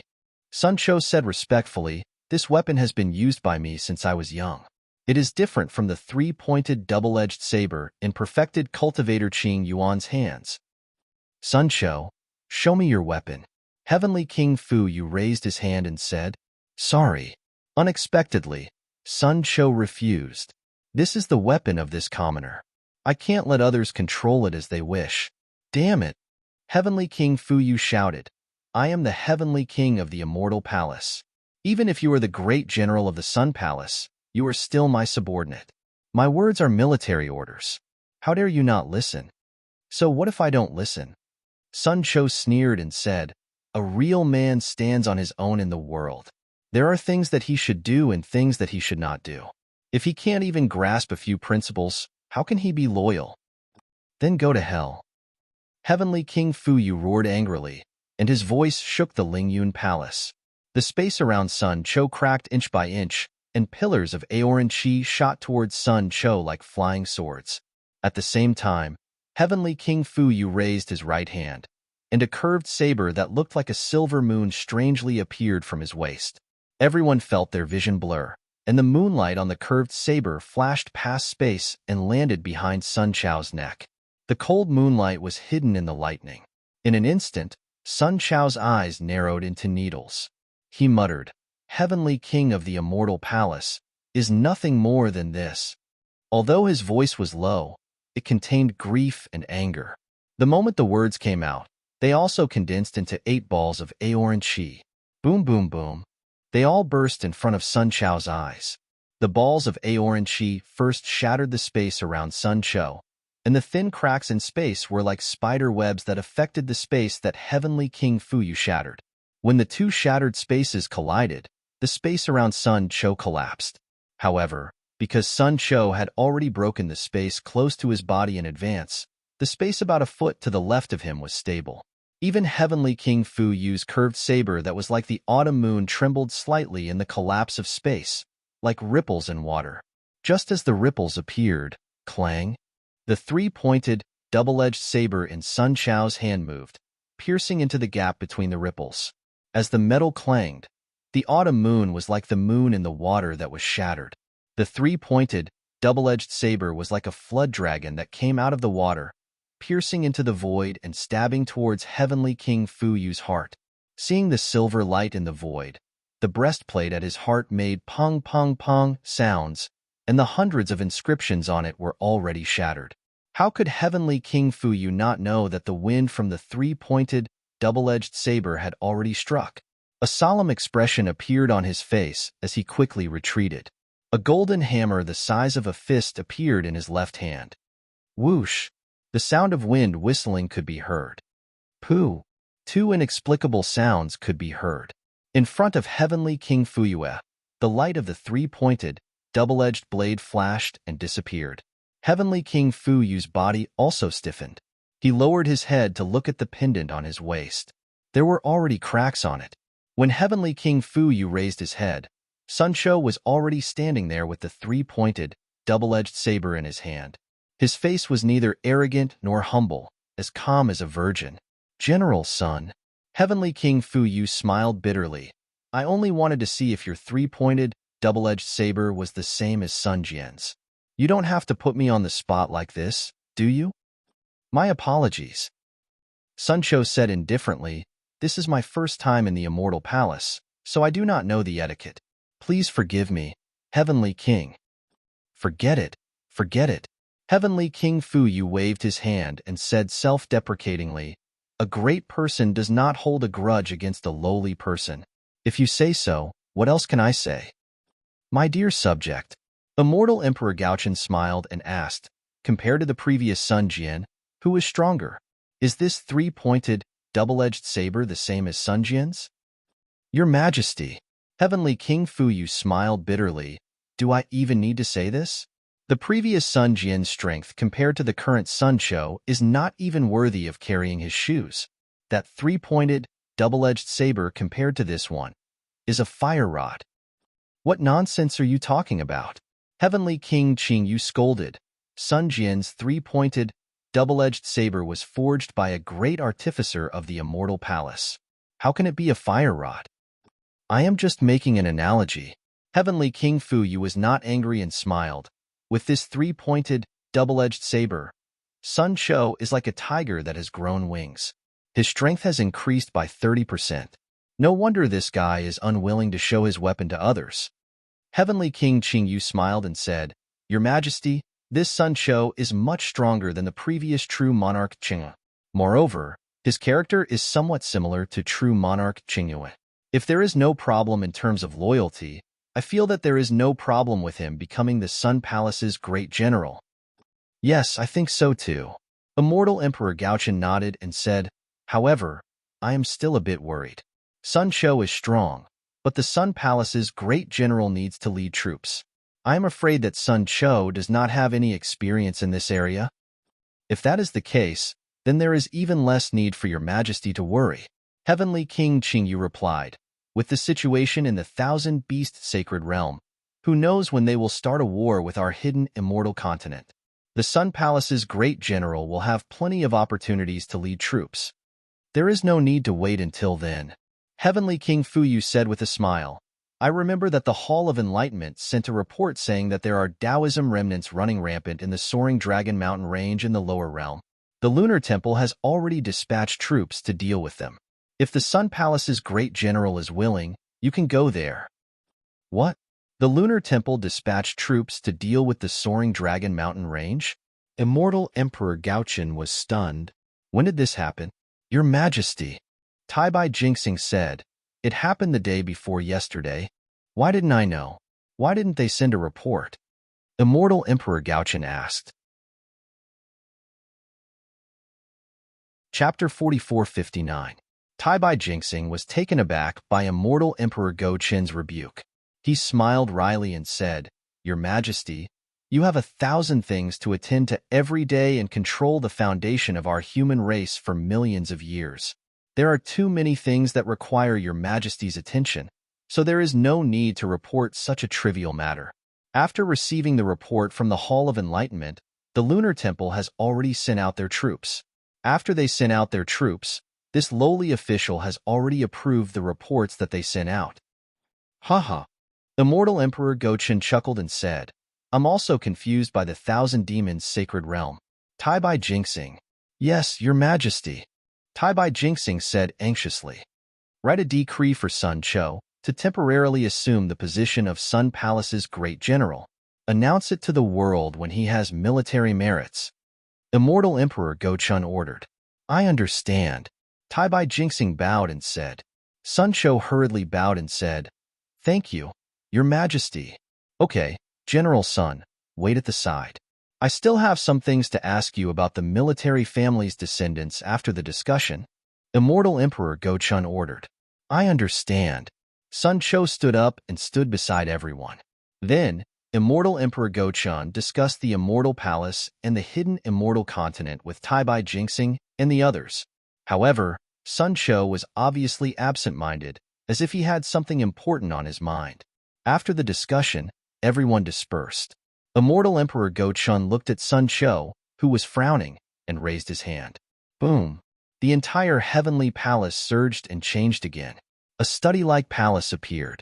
At this moment, Immortal Emperor Gaochen's huge body had returned to normal. The golden brilliance faded away, revealing his original appearance. Oh, Sun Jian. Immortal Emperor Gaochen stood up from his golden chair and walked to Sun Cho. He said curiously, You look like you have something on your mind? Sun Cho was obviously Sun Jian, who had disguised himself. Sun Jian, who was proficient in the 9 transformations, could easily disguise himself as Sun Cho. Under Immortal Emperor Gaochen's disguise, how could the illusion realm in the supreme heavenly mirror be real? Sigh, Your Majesty. Sun Jian sighed and said, When I returned to the Immortal Palace, the first thing I told Your Majesty was that you don't have to worry about the Taoism cultivators for now, especially that place called the Soaring Dragon Mountain Range. No matter what happens, Your Majesty must wait and see. After all, Xiaohua of the Tao sect. At this point, Sun Jian hesitated. This Xiaohua. Immortal Emperor Gaochen's brows furrowed as he asked, Even if it's as you say, he's only a human Grand Ascension stage being. Even if he founded the Fortune Gate, how can it compare to the Immortal Palace? Your Majesty, Sun Tian said with a wry smile, I've said what I can say. Your Majesty, please don't embarrass me for what I can't say. I'm loyal to Your Majesty and the Immortal Palace. Similarly, I have to make some compromises for some things without affecting Your Majesty's safety. Yes, I understand. Immortal Emperor Gaochen nodded. A loyal person with his own principles is a true loyal person. However, the matter of the Soaring Dragon Mountain Range, I truly didn't know about it. It was my slip of the tongue, and I also made you break your promise. Sigh. Sun Jian sighed. Since they've already sent out their troops, it's no longer appropriate for me to go out and stop them. Even His Majesty could not change his orders. I can only wait for an opportunity in the future to explain to Xiaohua. I hope he can understand. If it's possible. Immortal Emperor Gaochen smiled. You should also express my goodwill. Xiaohua was able to save you, and he is indeed a benevolent person. You didn't get to know him in vain. Your Majesty is wrong. Sun Tian corrected. A cultivator like Xiaohua still needs Your Majesty to personally recruit him. If I could recruit him, why would I wait until now? Oh, right. Immortal Emperor Gaochen smiled when he heard Sun Jian describe Xiaohua as a rare person. He felt that Sun Jian was making a mountain out of a molehill, So he changed the topic and asked, "What's the progress on Sun Hao's matter?" Sun Jian and immortal Emperor Go Qin's thoughts were completely opposite. He felt that immortal Emperor Go Qin was too dismissive. However, he couldn't say anything more to immortal Emperor Go Qin, so he could only reply, "Your Majesty, there are some clues. However, these clues don't seem to be much. It seems like there are traces of the gray serpent worm thread. However, when I really investigated it, there were actually too many clues. I simply couldn't find the source. There are only a few literary stars in the Immortal Palace." Immortal Emperor Go Qin's face became gloomy. "Why can't you find it? Your Majesty." Sun Jian smiled bitterly. "However, all the literary stars are my seniors. Moreover, I can't expose my whereabouts, so naturally, it's not easy to find. Also, who knows if the one who occupied Sun Hao's body was a literary star in the Immortal Palace or a literary star in the hidden Immortal Continent. Maybe it's a ploy by some aristocratic family to divert the disaster. Humph, there are only a few people who can covet my position." Immortal Emperor Go Qin snorted and said, "Actually, even if you don't say it, I can guess who it is. Unfortunately, that Sun Hao is too cunning. I only borrowed the power of the 3 provinces of thunder. The moment I saw him, he immediately realized it and didn't allow me to attack. He immediately self-destructed. He didn't give me a chance at all." "Your Majesty," Sun Jian reminded, "you must be careful. Sun Hao knows your Majesty's methods very well. His self-destruction was completely aimed at your Majesty's magic power. Even with the power of the Supreme Heavenly Mirror and your Majesty's method of controlling the hidden Immortal Continent, you still couldn't find his secret. It shows how well your Majesty's enemy knows your Majesty." "Alas, you're absolutely right." Immortal Emperor Go Qian sighed and said, "The people who know themselves the best are not those who love themselves, but those who hate themselves. This principle is unbreakable throughout the ages." "It's a pity that I don't have much time left," Sun Jian said regretfully. "Perhaps it won't be long before that person discovers my secret. At that time, I won't be able to investigate it anymore." Immortal Emperor Go Qin was stunned and asked curiously, "Sun Jian, what do you mean? Didn't I let you temporarily take over the position of the Sun Palace's great general to give you some leeway to create a false impression for that person?" Sun Jian smiled and looked at Immortal Emperor Go Qin, saying, "Your Majesty, do you think that with the Maitreya Buddha, the Thunder Temple's strength will surpass my Immortal Palace? With the addition of a 7 stars Great Saint, the Great Sage Temple's strength will surpass my Immortal Palace?" If it was someone else, Immortal Emperor Go Qin wouldn't reveal his true feelings.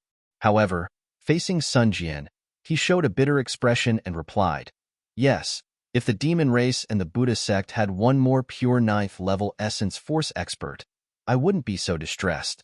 However, the Maitreya Buddha of the Thunder Temple is one of the 3 great Buddha lords.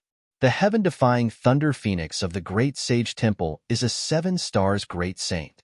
Their influence is incomparable to that of an ordinary 9th level essence force." At this point, Immortal Emperor Go Qin thought of something and smiled.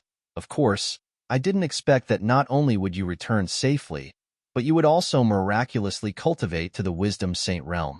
Although you didn't want to reveal the secret to me, I am very happy that I have you, perfected Lord Qing Yuan, who is comparable to the Thunder Temple's Maitreya Buddha of the Thunder Temple." "Your Majesty's words are somewhat insincere." Sun Jian's strength had improved by leaps and bounds, so he didn't hesitate to speak frankly in front of Immortal Emperor Go Qin. Hence, he spoke with a smile.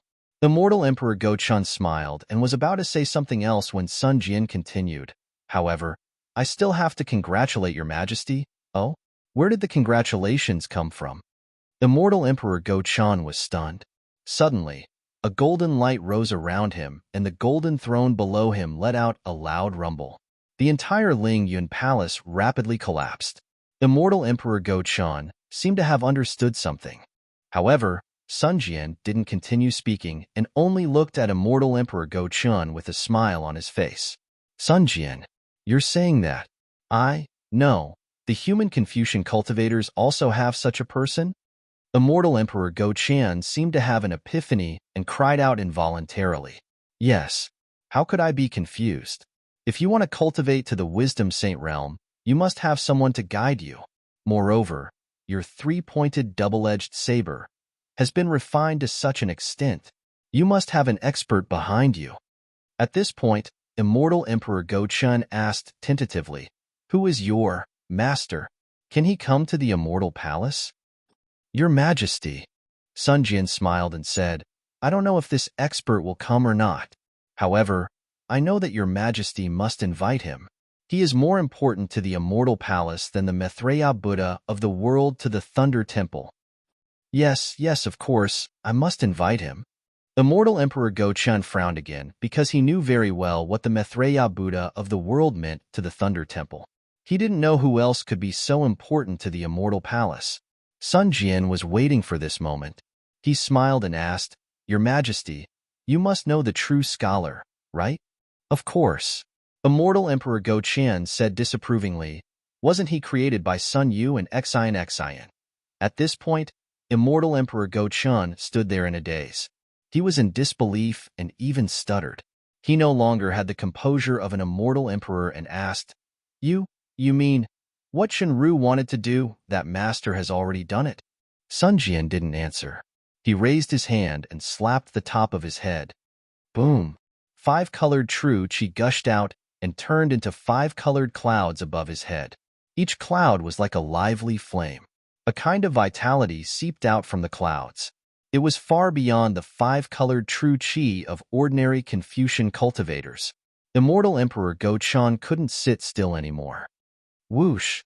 He flew up and landed on top of Sun Jian's head. His eyes flashed with a golden color.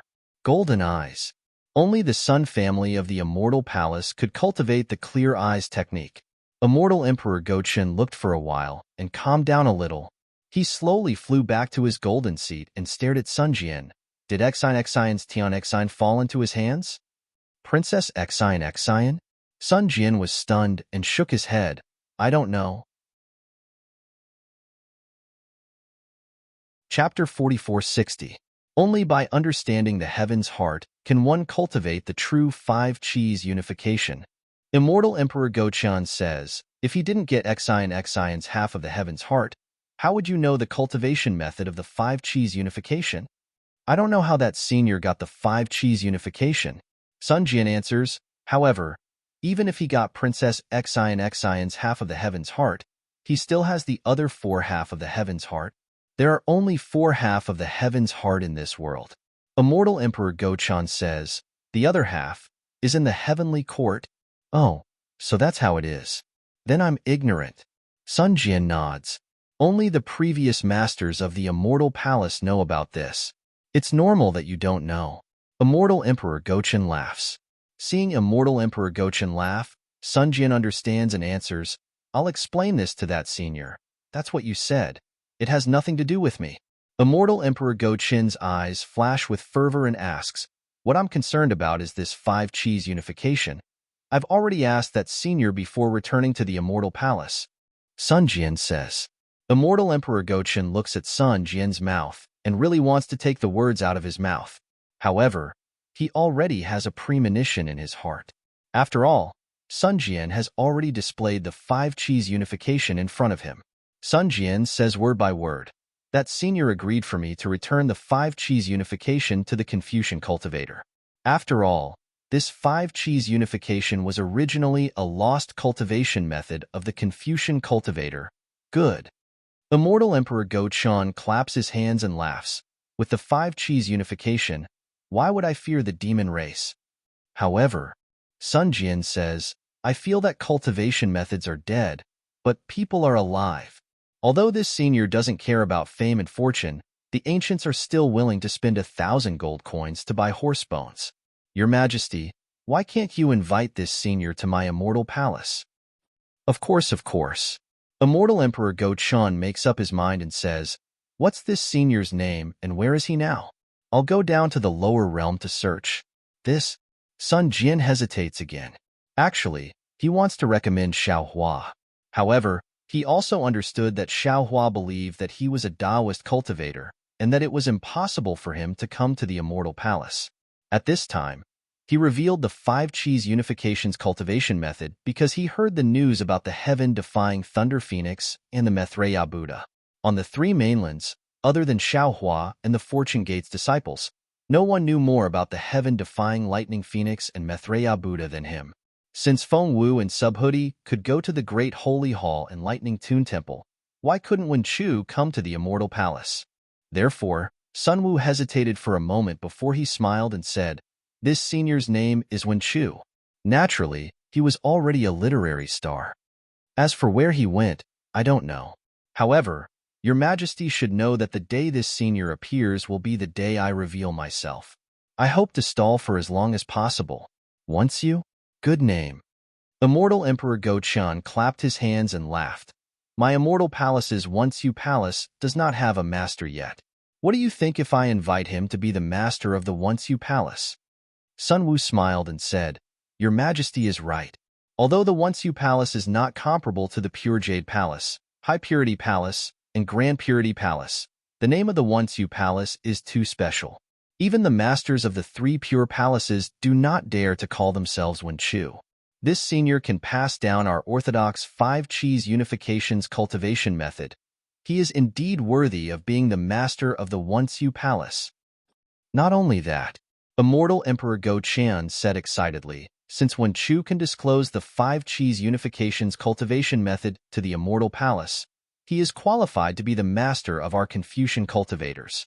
I want to give him the title of Immortal Master and announce it to the entire hidden Immortal continent. Your Majesty is wise. Sun Jian prostrated himself in admiration. In just a short moment, Immortal Emperor Go-chan had tied Wen Chu to the chariot of Immortal Palace. Wen Chu's title as an Immortal Master wouldn't be any weaker than the Maitreya Buddha of the Thunderclap Temple and the heaven-defying Lightning Phoenix of the Great Sacred Hall. The entire hidden Immortal continent would be shaken. Motherf ****. At this time, Sun Jian was shocked again. Daoist Xiao is now the Dragon Master of the Dragon Clan. Wen Chu is now the Immortal Master of our Confucian cultivators. Bodhi has become the Buddha Maitreya Buddha, and Feng Wu has become the first great saint of the Demon Clan. This Fortune Gate is now the place where all things flow into one place. The Fortune Gate and the Fortune Dao Palace are truly places of fortune. With the title of Immortal Master, the 5 Qis unifications cultivation method, and the help of the Scholar Palace's master, Immortal Emperor Go-chan raised his head and looked into the distance. He said meaningfully, not to mention the 4 great clans, even the 100 schools of thought, will have to listen to the orders of my school of the military. Sun Jian, you are truly my lucky general. Sweat. Seeing Immortal Emperor Go-chan's plan, Sun Jian's face was covered in sweat. Although he was a famous commander and was unparalleled in judging the situation on the battlefield, when it came to power struggles, how could he see as far as Immortal Emperor Go-chan? He only wanted to gain some benefits for Xiaohua, but he didn't expect Immortal Emperor Go-chan to want even more. As the saying goes, there is no such thing as a free lunch in the sky. Whether it was Immortal Master or the Scholar Palace's master, they were not for nothing. At this moment, Sun Jian was almost regretting his decision. He was afraid that Xiaohua and Wen Chu wouldn't agree. However, before he could say anything, Immortal Emperor Go-chan suddenly stopped and slapped the golden throne. A palm-sized golden leaf flew out. Immortal Emperor Go-chan looked at it and said angrily, Your hair is long but your knowledge is short. How can you do this at a time like this? With that, Immortal Emperor Go-chan crushed the golden leaf and said, Sun Jian, I will tell Tai Bai Jinxing to write a decree. Do you want to announce it to the world first? Or do you want to wait until you find that senior? I feel that it is better to inform that senior first. Sun Jian hastily replied. Unfortunately, Sun Jian still underestimated Immortal Emperor Go-chan's arbitrariness. He simply asked Sun Jian and didn't expect Sun Jian to answer. Even if Sun Jian answered, it would be in vain. Immortal Emperor Go-chan shook his head and said, I feel that it is better to announce it to the world first. What do you think? Why? Sun Jian knew it was inappropriate, but he still asked. First, our Confucian cultivators are at a disadvantage right now. The demon race and the Buddhist sect both have leaders. If we don't have an immortal master, our morale will be low, and we will be at a disadvantage. Second, the sutra seeking extreme bliss is a compromise between the immortal palace and the Buddhist sect. The four great clans are already pressuring me. If the four great clans take this opportunity to show off, I will be unable to make ends meet. It is better to use this to attract the attention of the four great clans. Third, if you ask and when Chu doesn't come, won't I be happy for nothing? But what if your majesty issues the decree and when Chu still doesn't come? Sun Jian was worried. What is done cannot be undone. Immortal Emperor Go Qian smiled and said, the five energies origin method. Can't you teach it? I only need this gimmick. Whether when Chu enters the literary palace or not, it doesn't matter. Immortal Emperor Go Qin's golden chair shook again, and another golden leaf flew out. Immortal Emperor Go Qian reached out and caught it. He casually looked at it and crushed it. Then, he looked at Sun Jian and said, just now, the divination hall sent a message. In their surveillance, not only did they discover the stars in the Thousand Demons sacred realm, but they also found a huge amount of heaven and earth origin energy flowing in the Thousand Demons sacred realm. The divination hall deduced that there are hundreds of thousands of high-level cultivators channeling their magic power there. Sun Jian, I remember that the Grand Mist Ancestor didn't have that many disciples under him. Immortal Emperor Go Qin's words seemed casual, and he only mentioned the Grand Mist Ancestor. However, Sun Jian knew that Immortal Emperor Go Qian had an ulterior motive. He was probing Xiao Hua's strength. Sun Jian was a bit conflicted. He had already told Immortal Emperor Go Qian about Xiao Hua's goodwill. However, it was obvious that Immortal Emperor Go Qian didn't care too much about Xiao Hua's goodwill. After all, on the hidden immortal continent, the Tao Gate was weak. Even someone as strong as the Grand Mist Ancestor wasn't in Immortal Emperor Go Qian's eyes. Although Xiao Hua's rise was like the rising sun, Immortal Emperor Go Qian didn't take him seriously. Sun Jian was also prepared to slowly reveal Xiao Hua's power and fulfill his promise with Xiao Hua.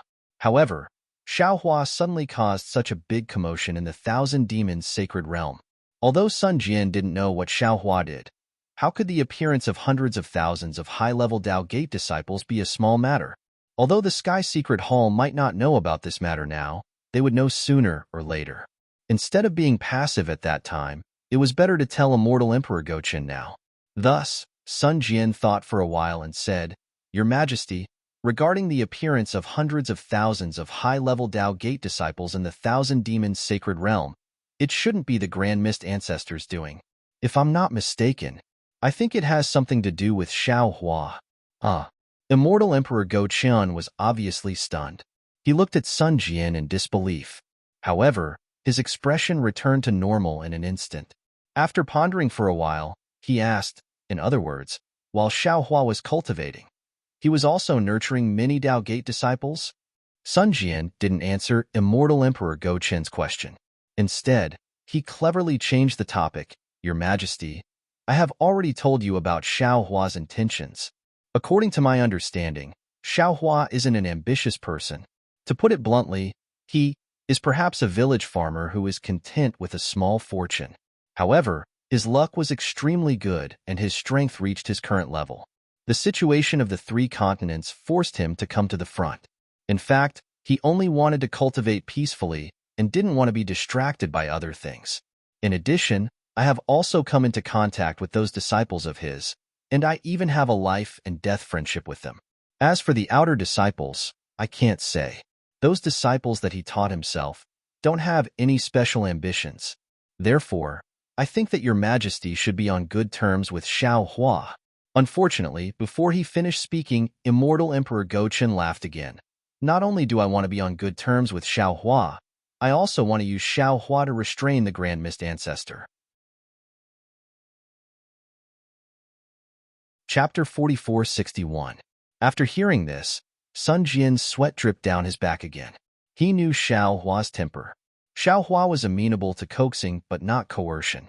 He hated being used by others the most. If Xiao Hua knew about Immortal Emperor Go Qian's plan, who knew what kind of loopholes he would make?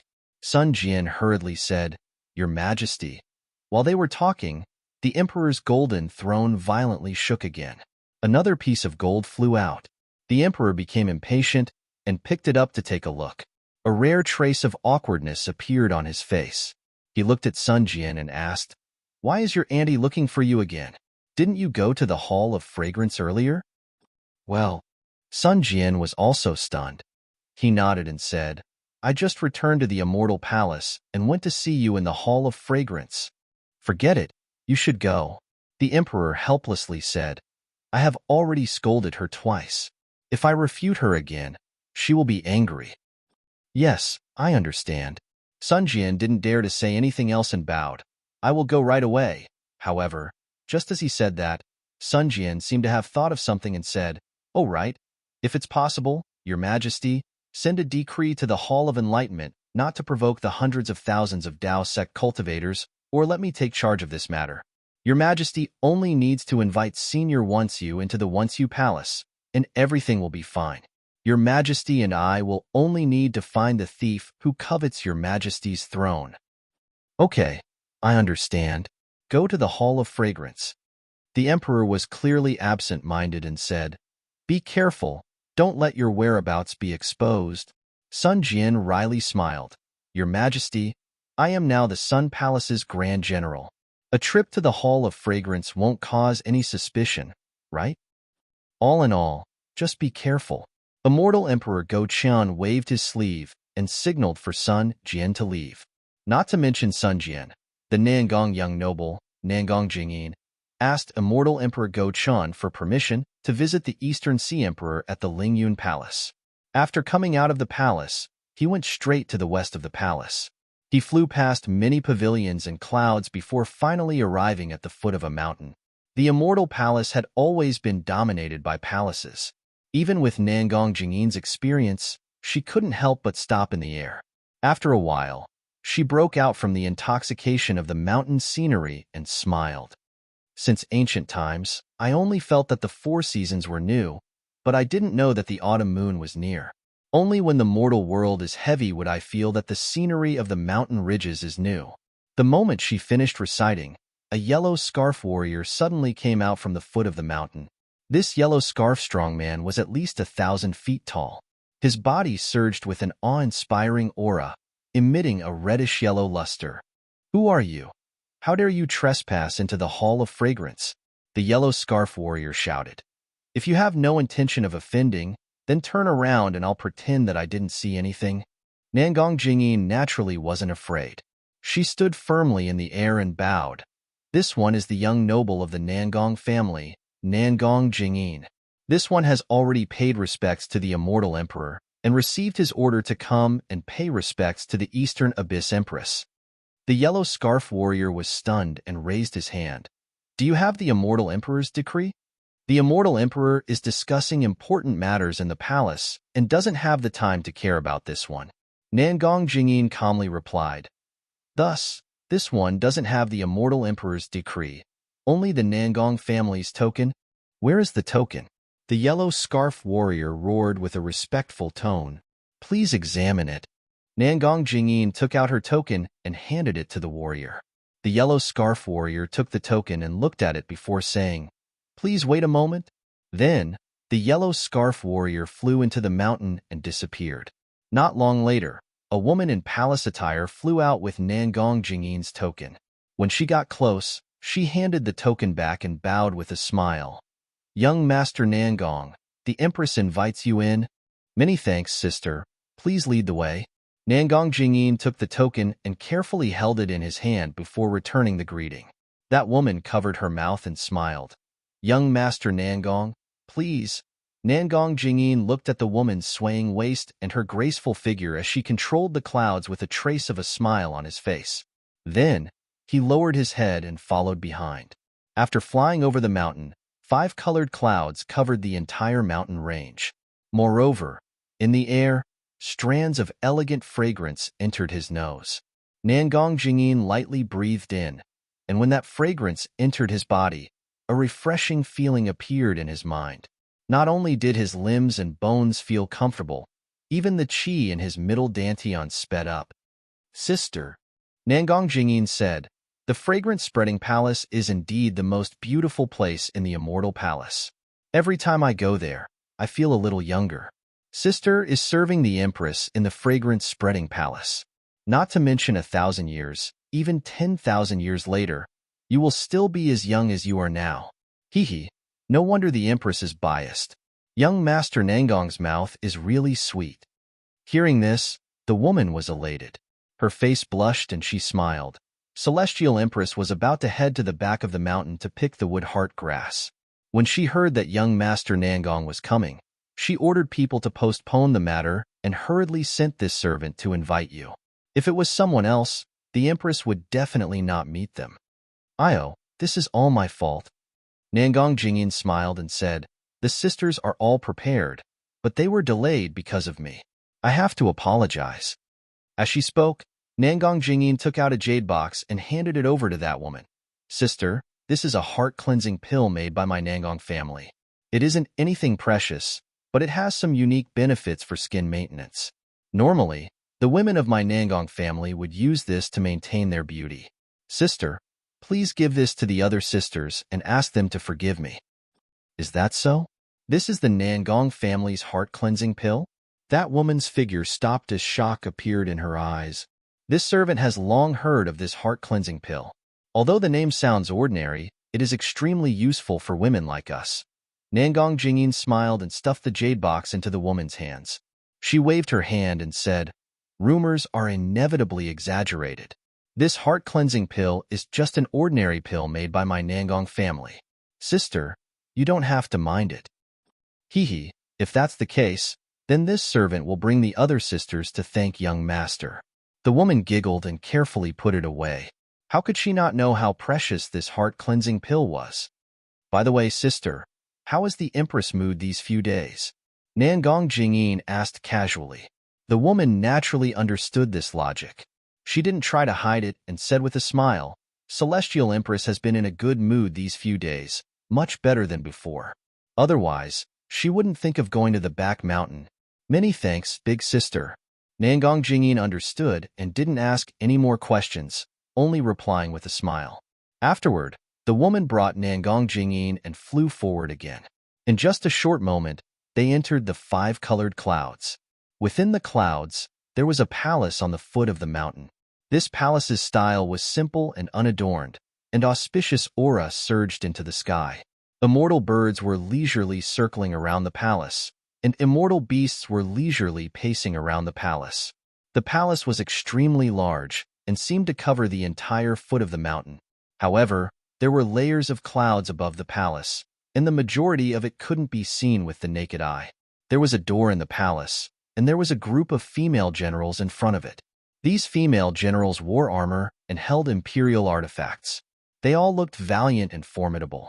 When the female generals saw someone flying over, they immediately went on guard. The 2 female generals in front even used eye-clearing techniques to examine Nangong Jingyin. Nangong Jingyin had a smile on her face as she nodded at the 2 female generals. She didn't stop and followed the woman who led the way to the palace. The 2 didn't land, and the group of female generals had already formed a formation and faintly surrounded the 2 of them. When that woman landed, she smiled at the female general in front and said, General Rainbow Phoenix, this is the young master of the Nangong family, Nangong Jingyin. She is here to greet the Empress. Go in. General Rainbow Phoenix glanced at Nangong Jingyin and nodded. She waved her hand, and the group of female generals behind her moved aside. However, they still remained vigilant not far away. Behind the female general was the palace door. This door was also grand, and there were 3 flamboyant inscriptions on it. Fragrance-spreading palace. The doors of the Hall of Fragrance were divided into 9 sections, but they were not completely open. Only the door on the far right was half closed, neither too big nor too small. The woman walked to the door and said respectfully, Young Master Nangong, please. Okay. Nangong Jingyin nodded and walked in.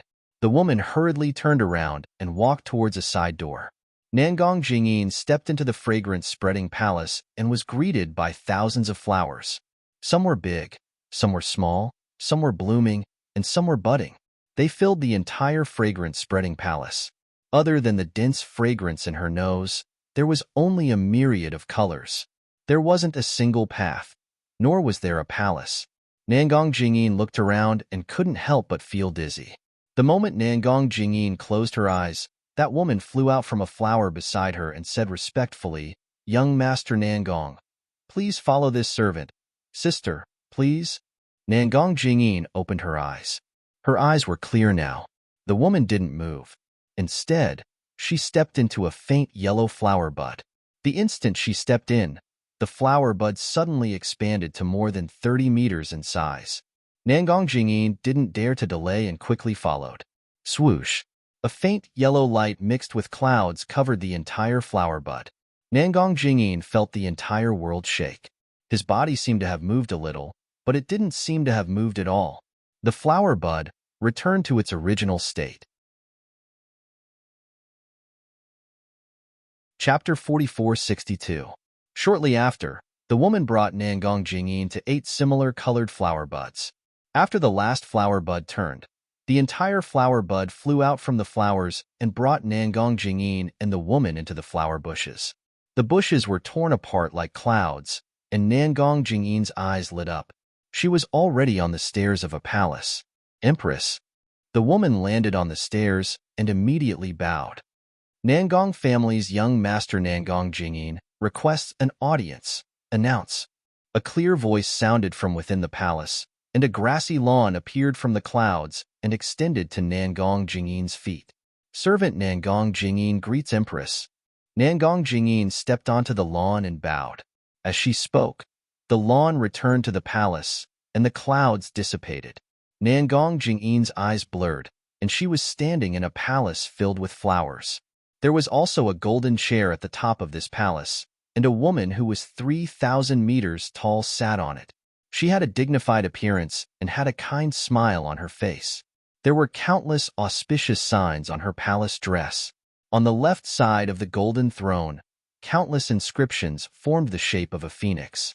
They danced proudly, and wisps of luck that were as thin as strands of cloud surged out of the void as the phoenix flapped its wings. They either entered the woman's palace dress or the golden throne, and faint rumbling sounds could be heard. This woman was none other than the East Sea Empress, the mother of the world. Seeing Nangong Jingyin bow, the East Ocean Empress raised her hand. "Servant Nangong, you may rise." "Thank you, Empress." Nangong Jingyin still didn't dare to raise her head.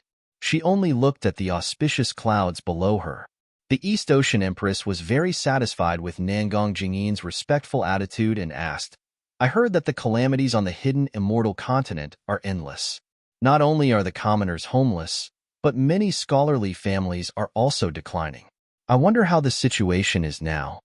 Nangong Jingyin replied, "Empress, you care for the world, and I truly admire you. 10 days ago, this humble subject received a message from the clan and mentioned the recent disaster. Please be at ease, Celestial Empress. This humble subject does not know about other places, but within the capabilities of my Nangong aristocratic family, not a single person of the secular world has left their home, much less become homeless. Not only did my Nangong family use all of our resources to help the people who were affected by the disaster, we even traveled thousands of miles to purchase good seeds that could resist the disaster. We distributed them to the people of the world for free, so that they could fill their stomachs and cultivate them.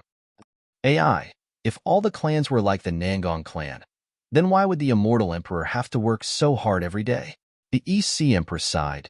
"It's really been hard on the Nangong clan. I don't dare. This is what I should do as a subject." Nangong Jingyin replied neither haughtily nor humbly. "Crown Prince, what brings you to my hall of fragrance today?" The East Sea Empress smiled and said, "Your Nangong family has done a lot for the hidden immortal continent. If I can participate in politics, I will definitely ask the immortal emperor to reward your Nangong family." Nangong Jingyin smiled and said, "This humble subject has not come to the Hall of Fragrance for a long time, and I miss Celestial Empress very much. Furthermore, this humble subject's mother has also sent a message, and she specially instructed this humble subject to come over. She said that she has something to tell Celestial Empress." "Oh? What matter does Xing, or have to be so mysterious?" The East Sea Empress smiled and said, "This humble subject has known your mother since young.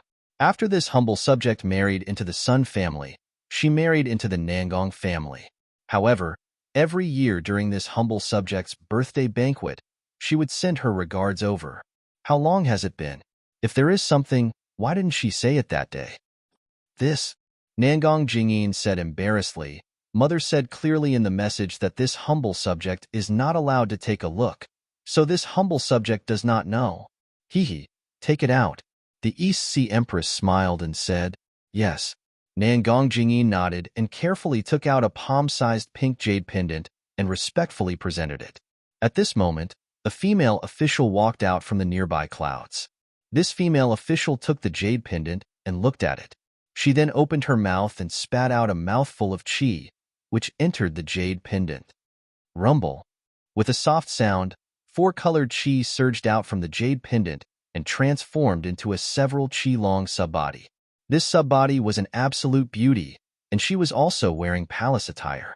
She looked around and bowed towards the East Sea Empress. This subject, Sun Yaoxing, greets Celestial Empress. This subject has come to greet Celestial Empress as a Yuan spirit child. This subject seeks Celestial Empress understanding. Hee, it's fine. The East Sea Empress waved her hand and smiled. This is the fragrance-spreading palace. Other than your family's boy, there are no other subjects here. There is no need to be so courteous. Furthermore, this humble subject also knows that if you were to make a trip to the Immortal Palace, you would have to submit a letter of approval first. Your Nangong family also has to go through many formalities, and this humble subject is truly inconvenient. For you to come and see this humble subject as a Yuan spirit child, this humble subject is already very happy. Thank you, Celestial Empress. Nangong Jingyin's mother did not lose her respect because of the Celestial Empress's words. She still carefully replied, how is Celestial Empress recently? Sigh, not really. The East Sea Empress sighed. I believe you also know that this matter, this humble subject does not feel good in my heart. Hee, that's right. Nangong Jingyin's mother smiled and said, which mother would be unhappy if this matter happened to her? If was imprisoned in the Heaven Punishment Prison Crystal, this subject will also think of a way to save him. You will think of a way, but this humble subject cannot. The East Sea Empress shook her head and said, this humble subject is the mother of the world and must be a role model. This matter cannot make things difficult for the immortal emperor. Speaking of this, the East Sea Empress was a little bewildered. She looked at the slightly dimmed subbody of Nangong Jingyin's mother and asked, Xing, do you have any important matters? If this humble subject is able to do it, this humble subject will definitely help. Big sister. Nangong Jingyin's mother revealed a mysterious expression again. She even changed the way she addressed the East Sea Empress. She said softly, this little sister didn't leave much Yuan spirit in the jade pendant. I'm afraid I won't be able to hold on for long. Then, this little sister will make a long story short. Go ahead. The East Sea Empress nodded. Actually, this little sister didn't come today for my own matters. Nangong Jingyin's mother said, this little sister heard about the 9th princess matter and knows that you are feeling terrible. So this little sister wants to help you. Oh, what does little sister mean? The East Sea Empress was dazed and was even more confused. Big sister, what do you think of Nangong Jingyin's mother changed the topic and asked. The East Sea Empress glanced at the respectful Nangong Jingyin and replied, is a good child. Didn't the immortal emperor give him his courtesy name when he was 20 years old? Furthermore, during these years in the Immortal Palace, he has followed the rules and is the most outstanding among the princes of the 4 great families. Little sister, you are really lucky. Big sister, if our Nangong family and the Sun family are connected by marriage. Nangong Jingyin's mother smiled and said, do you think the immortal emperor will spare the 9th princess? Will he let her out to marry Oh? The East Sea Empress was shocked. Her eyes flashed with a complicated expression as her gaze landed on Nangong Jingyin. At this moment, Nangong Jingyin was also shocked and had a trace of shyness on her face. She didn't know where to put her hands and feet. After a while, the East Sea Empress asked, little sister, is this your idea or Nangong's? Big sister is thinking too much. Nangong Jingyin's mother smiled and said, Nangong doesn't know about this at all. I didn't even tell I just want to hear your opinion. If you think it's suitable, I will discuss it with Nangong. The new princess was suppressed in the lower realms by the 3 provinces of Leitang, so the Emperor's Star Palace was temporarily sealed. Ha ha ha, and the other female officials were either guarding the Emperor's Star Palace or sent to other palaces. Ha ha happened to be sent to the fragrance-spreading palace.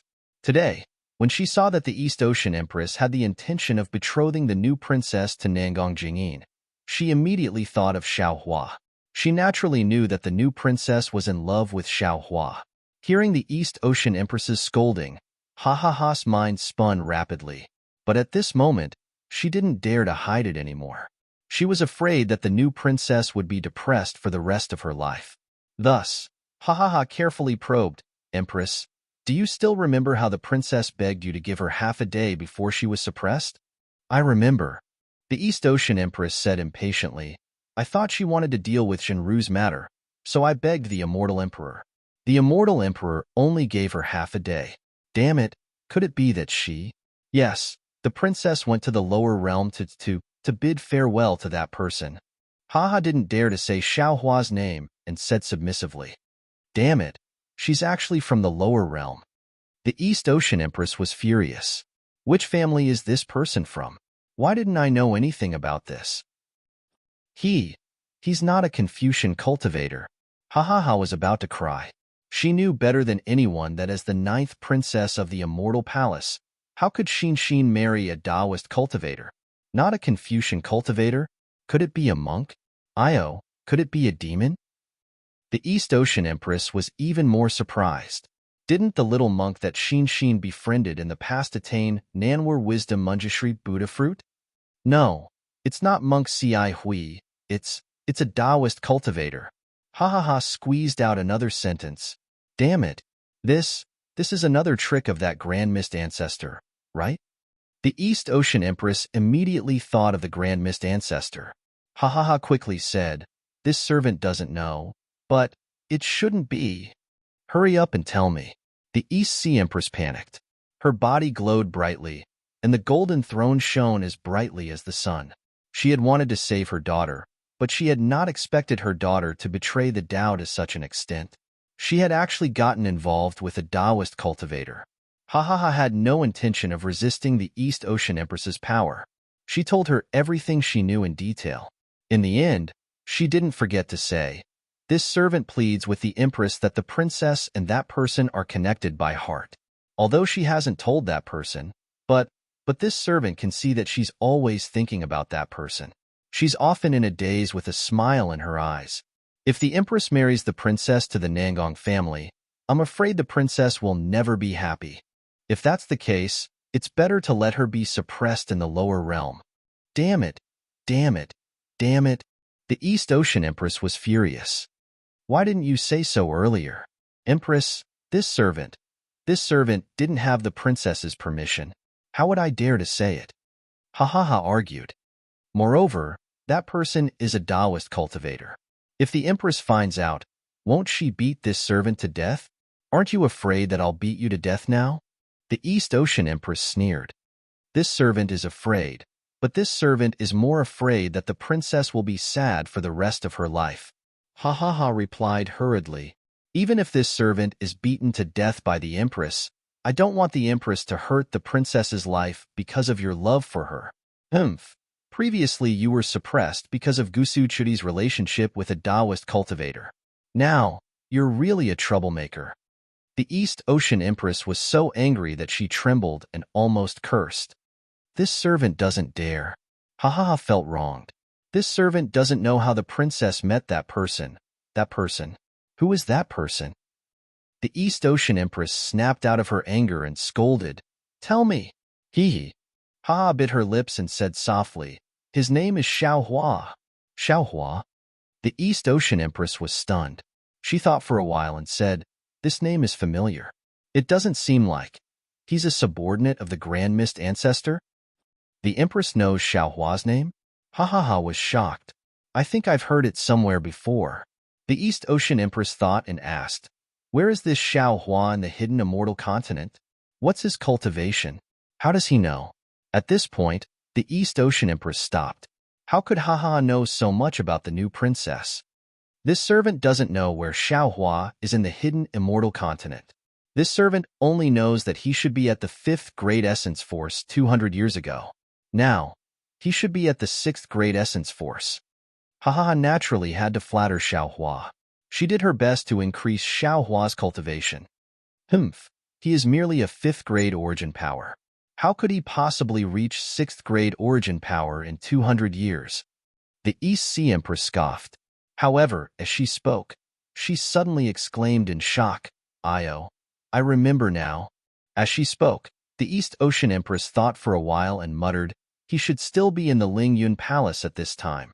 As she spoke, the East Ocean Empress raised her hand and patted the golden seat. A piece of gold leaf flew out from the golden seat. The East Ocean Empress said a few words and pointed.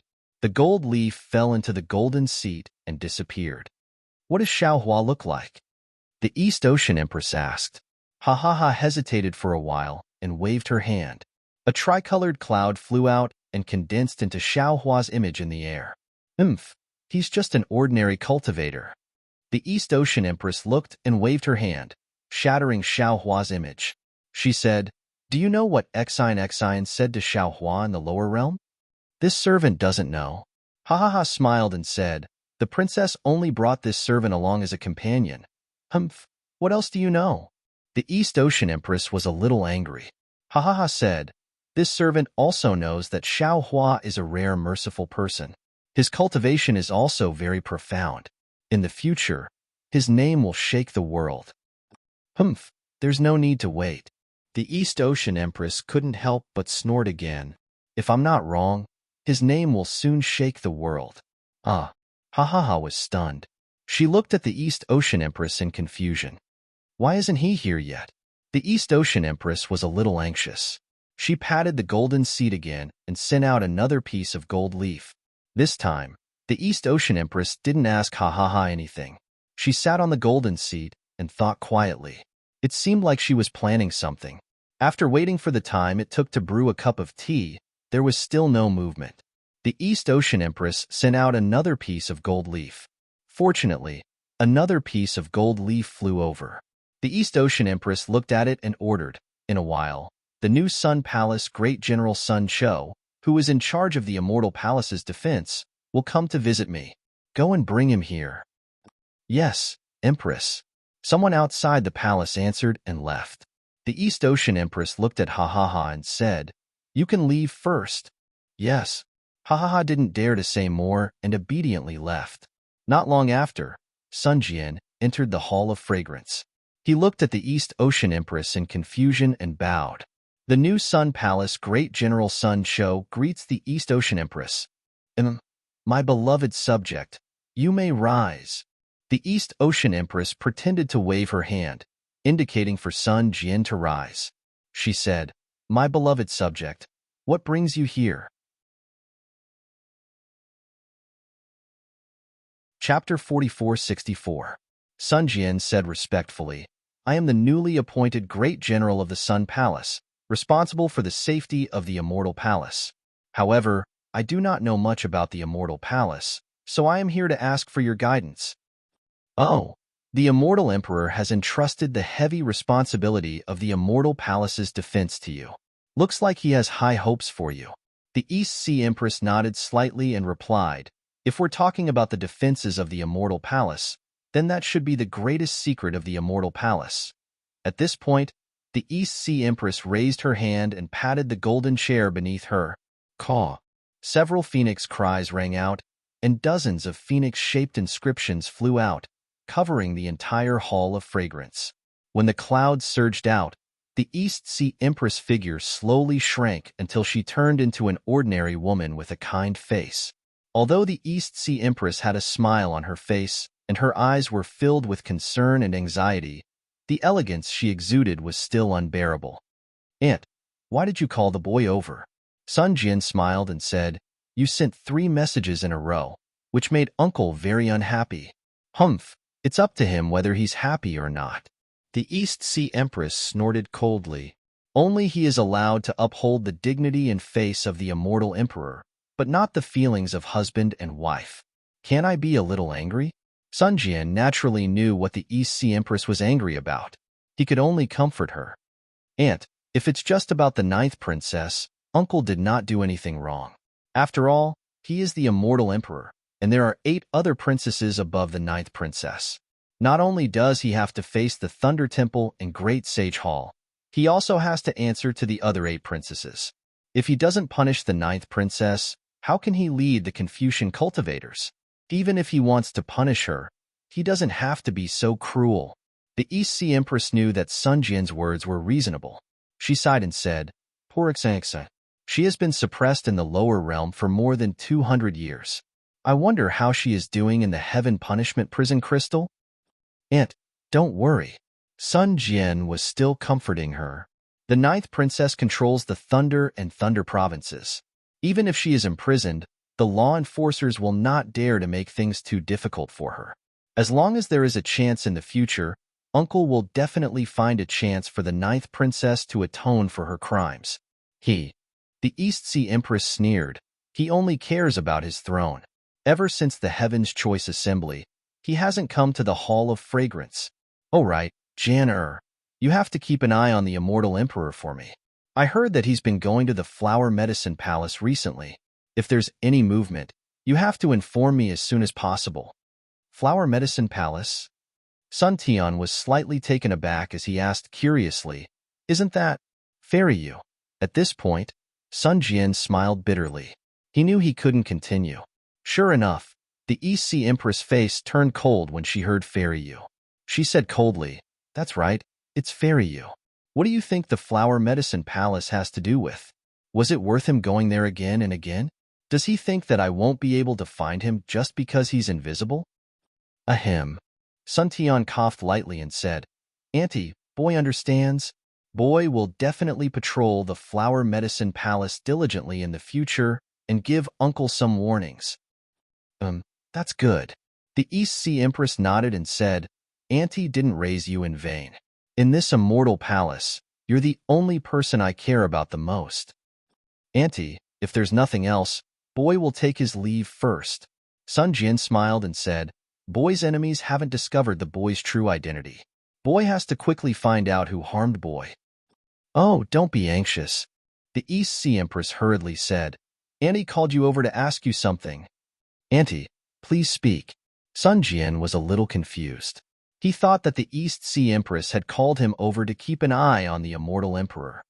Auntie, do you remember that when you just came back, you said that you fell into the Heavens Prison with a Tao sect cultivator called Xiao Hua?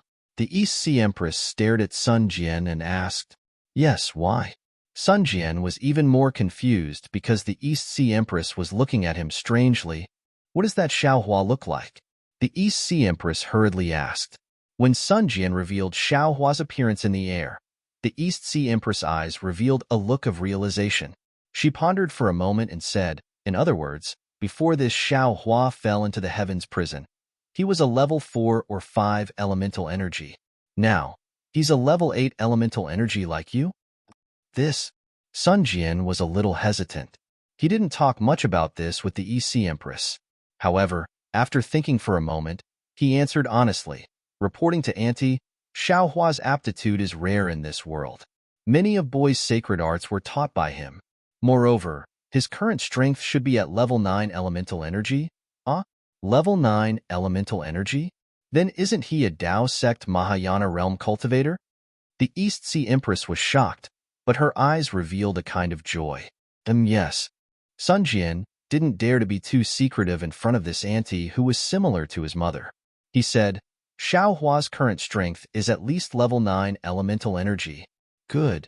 The East Sea Empress clapped and smiled. Then, she asked, That's right. What's Xiao Hua's character like? Auntie, why are you asking about this? Sun Jian was rather confused. He felt that the East Sea Empress didn't look like an empress at all. She was practically like a matchmaker in the marketplace. Hurry up and tell me. The East Sea Empress asked impatiently. Xiao Hua's character is too good. He has too many good points. Sun Jian thought for a moment and said, Boy, it's not good to list them one by one. In any case, It's best to describe him as unparalleled in chivalry and benevolence. Is he really that good? The East Sea Empress couldn't believe it. She asked curiously, Jian, you're not lying to Auntie, right? Why would boy lie to Auntie? Sun Jian said with a smile. Auntie doesn't even know him. There's no need for that boy, right? Then, the East Sea Empress' eyes turned again, and she asked, does he have a dual cultivation partner? Ah. Sun Jian was completely stunned. He also looked at the East Sea Empress in disbelief. Auntie, why are you asking this? AI, it's nothing. The East Sea Empress said with a smile. Auntie just feels that he saved you, and you're Auntie's boy. Auntie is thinking of how to repay him. Our immortal palace has the most female officials. If I introduce one to him, not only can I repay his kindness, I can also recruit a capable person for your uncle. That's why I called you over to ask. Forget it, Sun Jian said with a wave of his hand. Boy hasn't seen Xiaohua have a dual cultivation partner. However, from what he said, he seems to have someone he likes. However, due to some reasons that he isn't willing to say, they can't be together for the time being. The East Sea Empress' face revealed a benevolent expression. She said with a smile, looks like this Xiaohua is a good child. Sun Jian said with a smile. Spiritual Master Xiao has always been good to his own family. Even if it's a stranger, he's still benevolent. However, he's someone who can be persuaded by reason but not cowed by force. Whenever someone takes him seriously, his temper flares up. Not to mention the ordinary demonic beasts, even the devil race would be eaten alive by him. That's for the best. That's for the best. The East Sea Empress was more and more delighted as she listened. She nodded and said, tell any more about Xiaohua? Even if Sun Jian was an 8th grade origin energy literature saint, he was still a human. As long as he was a human, he couldn't hide any secrets. Sun Jian was somewhat wary of immortal emperors, afraid that they would provoke Xiaohua. However, in front of his own aunt, he didn't hide anything. He told her how he met Xiaohua, how he fell into the heavens prison, and how he cultivated. Of course, Sun Jian didn't go into detail about what happened in the ruins. He only said that it was an experience in the illusion. Illusions tested one's humanity the most. Of course, the East Sea Empress didn't suspect him. Sun Jian also told the East Sea Empress about what happened in the Soaring Dragon Mountain range. He was afraid that the Immortal Palace really had something going on with the Fortune Gate. He wanted to rely on the East Sea Empress to deal with the Immortal Emperor. Sun Jian spoke for almost an hour before he bid farewell and left. After Sun Jian left, the East Sea Empress sat on the golden throne and pondered for a long time. Then, her expression changed. The joy on her face turned into coldness. She said in a low voice, escort Bai into the palace. Yes, Empress. The female general outside the Hall of Fragrance immediately answered. In just a moment, Baian was brought in. Baian's face was pale. She had only left the Hall of Fragrance for an hour, and now she was being escorted by a female general. She was terrified. Baian. The East Sea Empress looked coldly at Baian and said, as female officials of the Emperor's Star Palace, you knew that the 9th princess actions were wrong. Not only did you not remind her, you even hid it for her. Now that the 9th princess has been severely punished, you can't escape punishment either. Seeing that you have worked hard and that you have just been punished, I will not let the 3 provinces imprison you in the Heaven's Punishment Prison Crystal. I will only banish you to the lower realm. Do you accept this? When Baian heard this, she couldn't help but tremble. She opened her mouth to explain, but the East Sea Empress didn't mention any other mistakes. She only said that she hid it and didn't punish her too severely. She was only removed from her position as an immortal official and banished to the lower realm. She really had nothing to explain. After thinking for a moment, Baian lowered her head and said, I accept. At this point, Baian looked up and said, however, I ask that Empress reconsider what I said earlier. Don't let the 9th princess regret it for the rest of her life. Humph. The East Sea Empress snorted. You don't need to worry about my matters. Just worry about yourself. I understand. Baian lowered her head, not daring to say more. Take her out, the East Sea Empress ordered. The female generals beside her immediately rushed forward, took Baian, and pushed her out. Rainbow Phoenix. After the female generals left, the East Sea Empress asked again, "Which part of the hidden immortal continent is the most chaotic right now?" "Empress." The Rainbow Phoenix general hurriedly replied, "Right now, the 9 states of the hidden immortal continent are suffering from famine and war. I can't say which part is the most chaotic." "Oh?" The East Sea Empress glanced at the Rainbow Phoenix general and said calmly, "Just now, the new Great General of the Sun Palace, Sun Cho, said that the Great General of the Lunar Temple has already gone to the soaring Dragon Mountain Range to suppress the remnants of the Tao sect." "Yes, that's it.